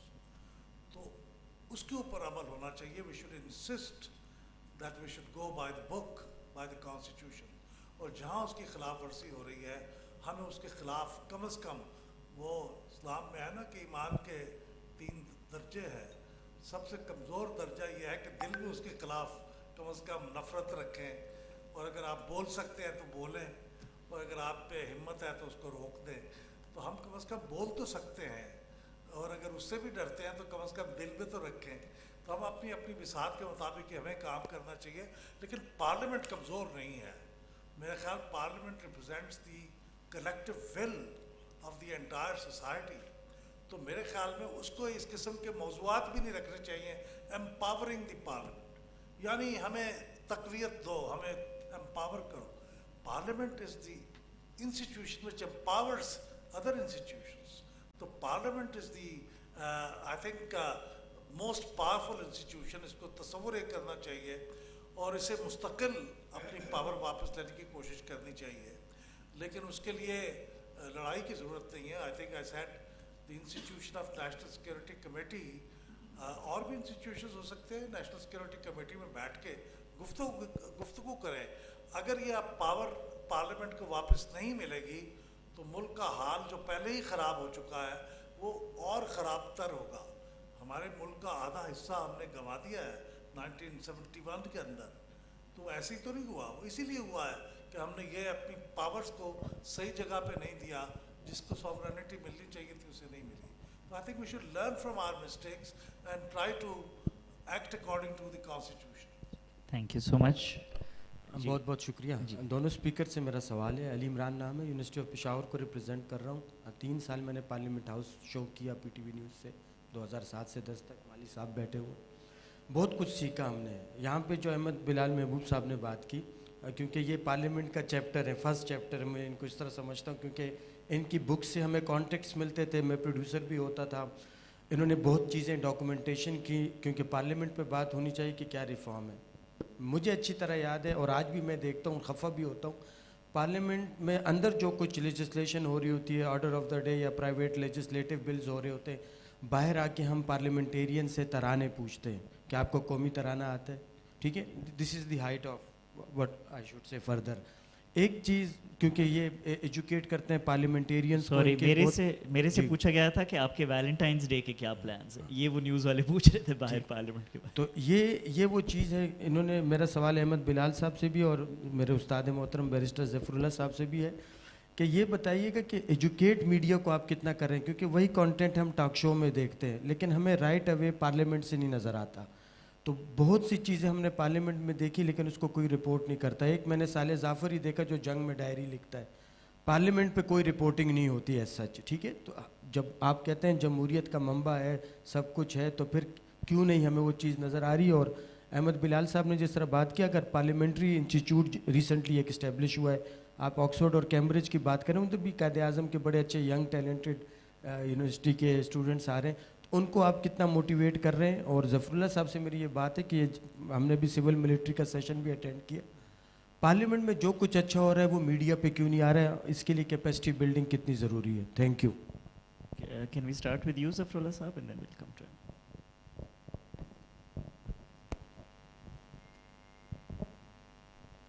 बहुत शुक्रिया.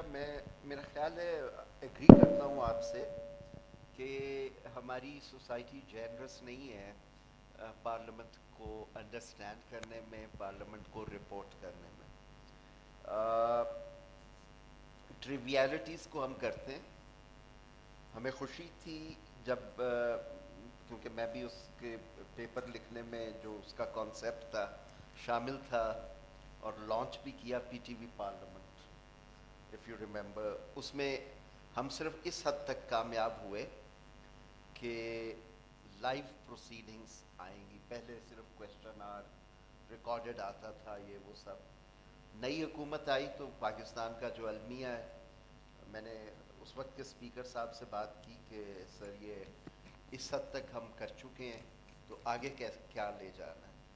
तो अब आप देखें, हम हर बंदा 35 रुपए अपने उसमें देता है PTV को बिजली के बिल में. अब रेडियो पे भी देना है. और मैं जवाब सुन के हैरान हुआ टेलीविज़न वालों का कि हम तो जी कॉरपोरेशन है, हमें पैसा देंगे तो हम पार्लियामेंट के चैनल को मज़ीद आगे बढ़ाएंगे. और वो जो PTV पार्लियामेंट है वो क्योंकि एक PTV नेशनल का टाइम लेके हम करते हैं. अभी राजा परवेज़ अशरफ साहब के दौर में दोबारा हमने कोशिश की कि चलो कोई स्टैंडिंग कमेटियाँ दिखाएं ताकि पार्लियामेंट काम करती नज़र आए, लेकिन फिर वही वसाइल की बात है. तो मेरा पॉइंट ऑफ व्यू है, दुनिया की कई पार्लियामेंट्स हैं, फिर अगर हमने पैसे भी हमने देने हैं और समझाना भी हमने, तो फिर पार्लियामेंट खुद क्यों अपना चैनल ना बनाए. लेकिन ये अभी डिबेट जारी है. किसी न्यूज़ चैनल पे आपको प्राइवेट पार्लियामेंट का प्रोग्राम पार्लियामेंट स्पेसिफिक नहीं मिलेगा. ہم یا پارلیمنٹ کو ایگزیکٹو کے لینس سے دیکھتے ہیں یا ڈے ٹو ڈے پالیٹکس کے لینس سے دیکھتے ہیں. کسی اخبار میں ویکلی ایڈیشنز ہیں, خواتین کا بھی ہے, فلم کا بھی ہے, بچوں کا بھی ہے, سیاست کا بھی ہے, پارلیمنٹ کا نہیں ہے, اور یہ کرنا چاہیے. جب آپ پارلیمنٹ کو کمیونیکیٹ ہی نہیں کر پا رہے, جو ہماری ویب سائٹس ہیں, سوری ٹو سے وہ پروٹوکولڈ اورینٹڈ ہیں, کہ باس نے آج کیا کیا ہے وہ لازماً آئے گا, اور باقی پارلیمنٹ کے اندر کیا ہوا ہے, تھینکس گاڈ اب ہے پروسیڈنگز, ہینسرڈ بھی ملتا ہے آپ کو, and to be honest Punjab assembly نے بھی کر لیا ہے, بہت بہتر ہو گیا ہے. لاز کی علیحدہ ویب سائٹس بھی ہیں, ہماری اسمبلی کی ویب سائٹ پہ ابھی کچھ ایراز کے گیپس ہیں. پرانا مثلا پارلیمنٹ کا ایک ٹرم ختم ہوتا ہے تو وہ میٹیریلز ہٹا دیے جاتے ہیں. ناؤ دے آر ایکسپلورنگ کہ اس کو ریپوزیٹری کے طور پہ رکھا جائے تاکہ پتہ چلے کہ فلاں پارلیمنٹ میں کون کیا تھا. تو we need to do a lot. جہاں تک ہے ریکلیم کرنے کی بات, میں 100% ایگری کرتا ہوں احمد بلال محبوب صاحب سے, اور پارلیمنٹ اس طرف آ بھی رہی ہے, بہت اس کے لیے کام ہوا ہے کہ یہ کسی کا اختیار یہ نہیں ہے کہ ڈنڈے کے زور. پاکستان کسی فوج نے فتح کر کے نہیں بنایا تھا, یہ ڈیموکریٹک پولیٹیکل پارلیمنٹری پروسیسز سے بنا. کہیں ریفرینڈم ہوا, کہیں پارلیمنٹری ووٹ ہوا, کہیں پہ ایکسیشن ہوا, سب کچھ تو اس کے نتیجے میں بنا. اور ٹرانسفر آف پاور بھی پارلیمنٹ کے اندر ہوا, کانسٹیچوئنٹ اسمبلی میں. تو یہ تو وہ انسٹیٹیوشن ہے جس کا سب سے سینٹرل رول بننا چاہیے. لیکن بدقسمتی یہ ہے کہ کیبنٹ آف ٹیلنٹ جس دن ہم نے بنائی, جس میں سیکرٹری خزانہ کو بھی بٹھایا, امریکہ سے سفیر کو بھی بٹھایا, آرمی چیف کو بھی بٹھایا, وہ دن آج کا دن ہم بھٹک رہے ہیں. اور ہمیں وہی یہ بنی تھی بوگرا صاحب کے زمانے میں, اس میں 2 فیڈرل سیکرٹریز تھے, آرمی چیف تھے. تو اس کے بعد سے ہمیں سمجھ نہیں آ رہی. اور پولیٹکس کو بھی معیار بہتر کرنا ہوگا. ہمارے درمیان موجود ہیں ڈاکٹر مالک صاحب, ان کا تو پوری اسٹرگل, اور جس انداز سے دلدل سے صوبے کو نکالنے میں بھی کامیاب ہو رہے تھے. اس قسم کے سیاستدان چاہیے ہمیں, وہ نہیں چاہیے جن کو NOC ملے تو وہ جا کے الیکشن لڑیں یا جیتیں. بعض لوگوں کو میں نے ایسے بھی ایک پارٹی لسٹ دیکھی ہے, ٹو بی آنیسٹ میں جوک نہیں کر رہا, خواتین کی سیٹوں پہ کزن آف جنرل فلاں, نام نہیں لکھا ہوا خاتون کا. یہ میرے پرسنل آرکائیو میں جب PMLQ بنی تھی تو ویمن کی سیٹیں ایسی بھی گئیں. تو ہمیں بہت ساری ریفارمز کرنی ہیں. پولیٹکس بھی کوئی اس وقت آئیڈیل نہیں ہے, انسٹیٹیوشنز کو بھی ریکلیم کرنا ہے. اور آپ یہ بھی نہ بھولیے کہ جب اسلام آباد بنا تھا تو یہاں تو پارلیمنٹ ہاؤس کی جگہ ہی نہیں رکھی گئی تھی. پوری زندگی 1970 بلکہ پریکٹیکلی 1986 تک پارلیمنٹ کا ادارہ کرایہ دار رہا ہے مختلف عمارتوں کا. سندھ اسمبلی میں لیا تو پھر سندھیوں کو وہاں سے نکال دیا, پہلے وہ ایک اسکول میں گئے, پھر حیدرآباد پہنچ گئے. دوسرا, میں 1 منٹ سے وائنڈ کر لوں, تو دوسرا جب ایوب خان بنے تو وہ یہاں ایوب ہال لے آیا, آپ نے دیکھا ہوگا ایوب پارک کے سامنے. پہلے وہاں نسٹ بنا تھا, پھر کچھ, پھر جب بھٹو صاحب دوبارہ آئے تو ایک دن ہم مری کلب میں بھی ہم نے سیشن کیا, جب گورمانی صاحب نے ٹرانزیشن کرنی تھی, غلام وہ جو اسمبلی ٹوٹی تھی, ہم نے کہا کہ اسمبلی ڈھاکہ میں ہو, وہاں بنا رہے تھے. ایون پارلیمنٹری آرکائیوز نہیں ملتے 47 کے, جس رجسٹر پہ قائد اعظم نے سائن کیا تھا. میں ڈھونڈ تھک گیا جب کام کر رہا تھا پارلیمنٹ کے ساتھ, تو نہیں ملتا. وہ کہتے ہیں جی ہم نے سارا ریکارڈ ادھر بھیج دیا تھا. پھر اسٹیٹ بینک سے بلڈنگ لی ادھار پہ, ہیریٹیج ہے وہاں آئین لکھا گیا, اب وہ اسٹور روم میں. تھینکس گاڈ گولڈن جوبلی تقریبات میں ہم نے وہ اسے ہیریٹیج پلیس ڈکلیئر کیا ہے, اس کو اس کی اوریجنل فارم میں ریسٹور کر رہے ہیں. تو یہ 86 میں اس پارلیمنٹ ہاؤس میں آئے تھے. اور اس پارلیمنٹ ہاؤس میں اتنی گنجائش نہیں ہے. یہ جو انٹرنس کی بات رومینہ صاحبہ کر رہی تھیں, لٹرلی اگر آپ لوگوں کو انوالو کرنا بھی چاہیں تو سوائے بڑے ہالز کے 1-2 کے ہمارے پاس جگہ ہی نہیں بچتی کہ ہم لوگوں کے, لیکن پھر بھی ان بیچز وہ چیزیں اب شروع ہوئی ہیں کہ لوگ خود آئیں, دیکھیں, محسوس کریں, پارلیمنٹ کی ورکنگ کو آبزرو کریں, تو آپ کا اوپینین چینج ہوگا. میں دعوے سے کہتا ہوں چیمبر تو ہے نا پارلیمنٹ نمائش میں, وہاں تو لڑنا جھگڑنا بھی پڑ جاتا ہے. اگر آپ کمیٹی روم میں جائیں تو 5 منٹ کے بعد, ایسا ہی ہے نا عزیر صاحب, آپ رہے ہیں, آپ بھی ڈاکٹر صاحب, کہ 5 منٹ کے بعد پارٹی ایفیلیشن پیچھے رہ جاتی ہیں, ٹاپک آگے آ جاتی ہے. ایسا ہی ہر پارلیمانی کمیٹی میں, اسٹینڈنگ کمیٹی میں انویریبلی یہ ہوتا ہے. تو وہاں پہ کنسنسس بھی ڈیولپ ہو رہا ہوتا ہے, سب کچھ ہو رہا ہوتا ہے. اور اسٹوپڈ سوال نہ پوچھیں.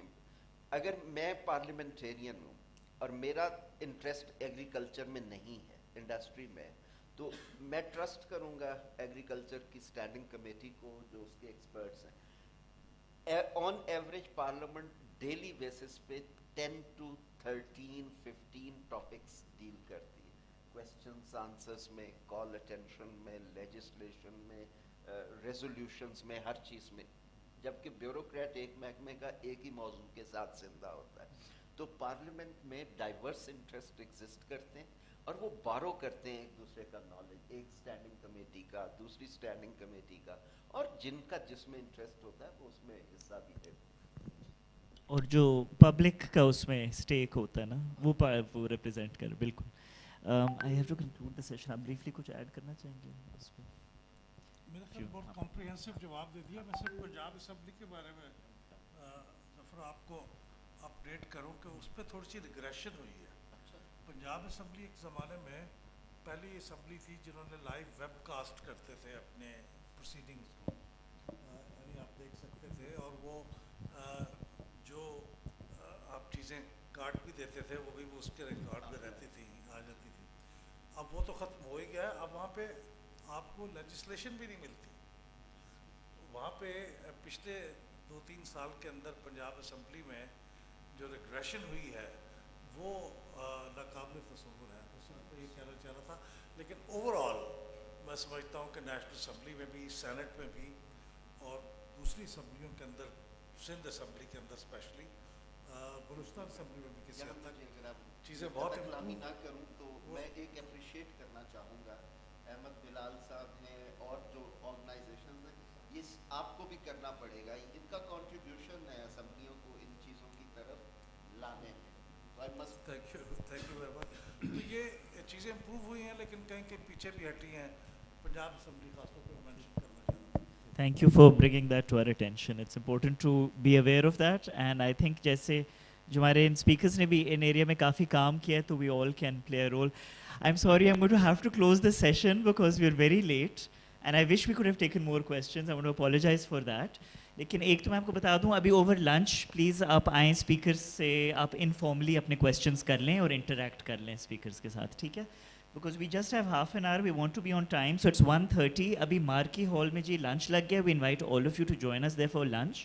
And then at 2 o'clock sharp, we are going to start 2 sessions. اس ہال میں سیشن ہوگا اسٹرینتھننگ نیشنل پالیسی کوآرڈینیشن, یہ آپ کے ایجنڈا میں لکھا ہوا ہے, and we have a great line up of speakers for that.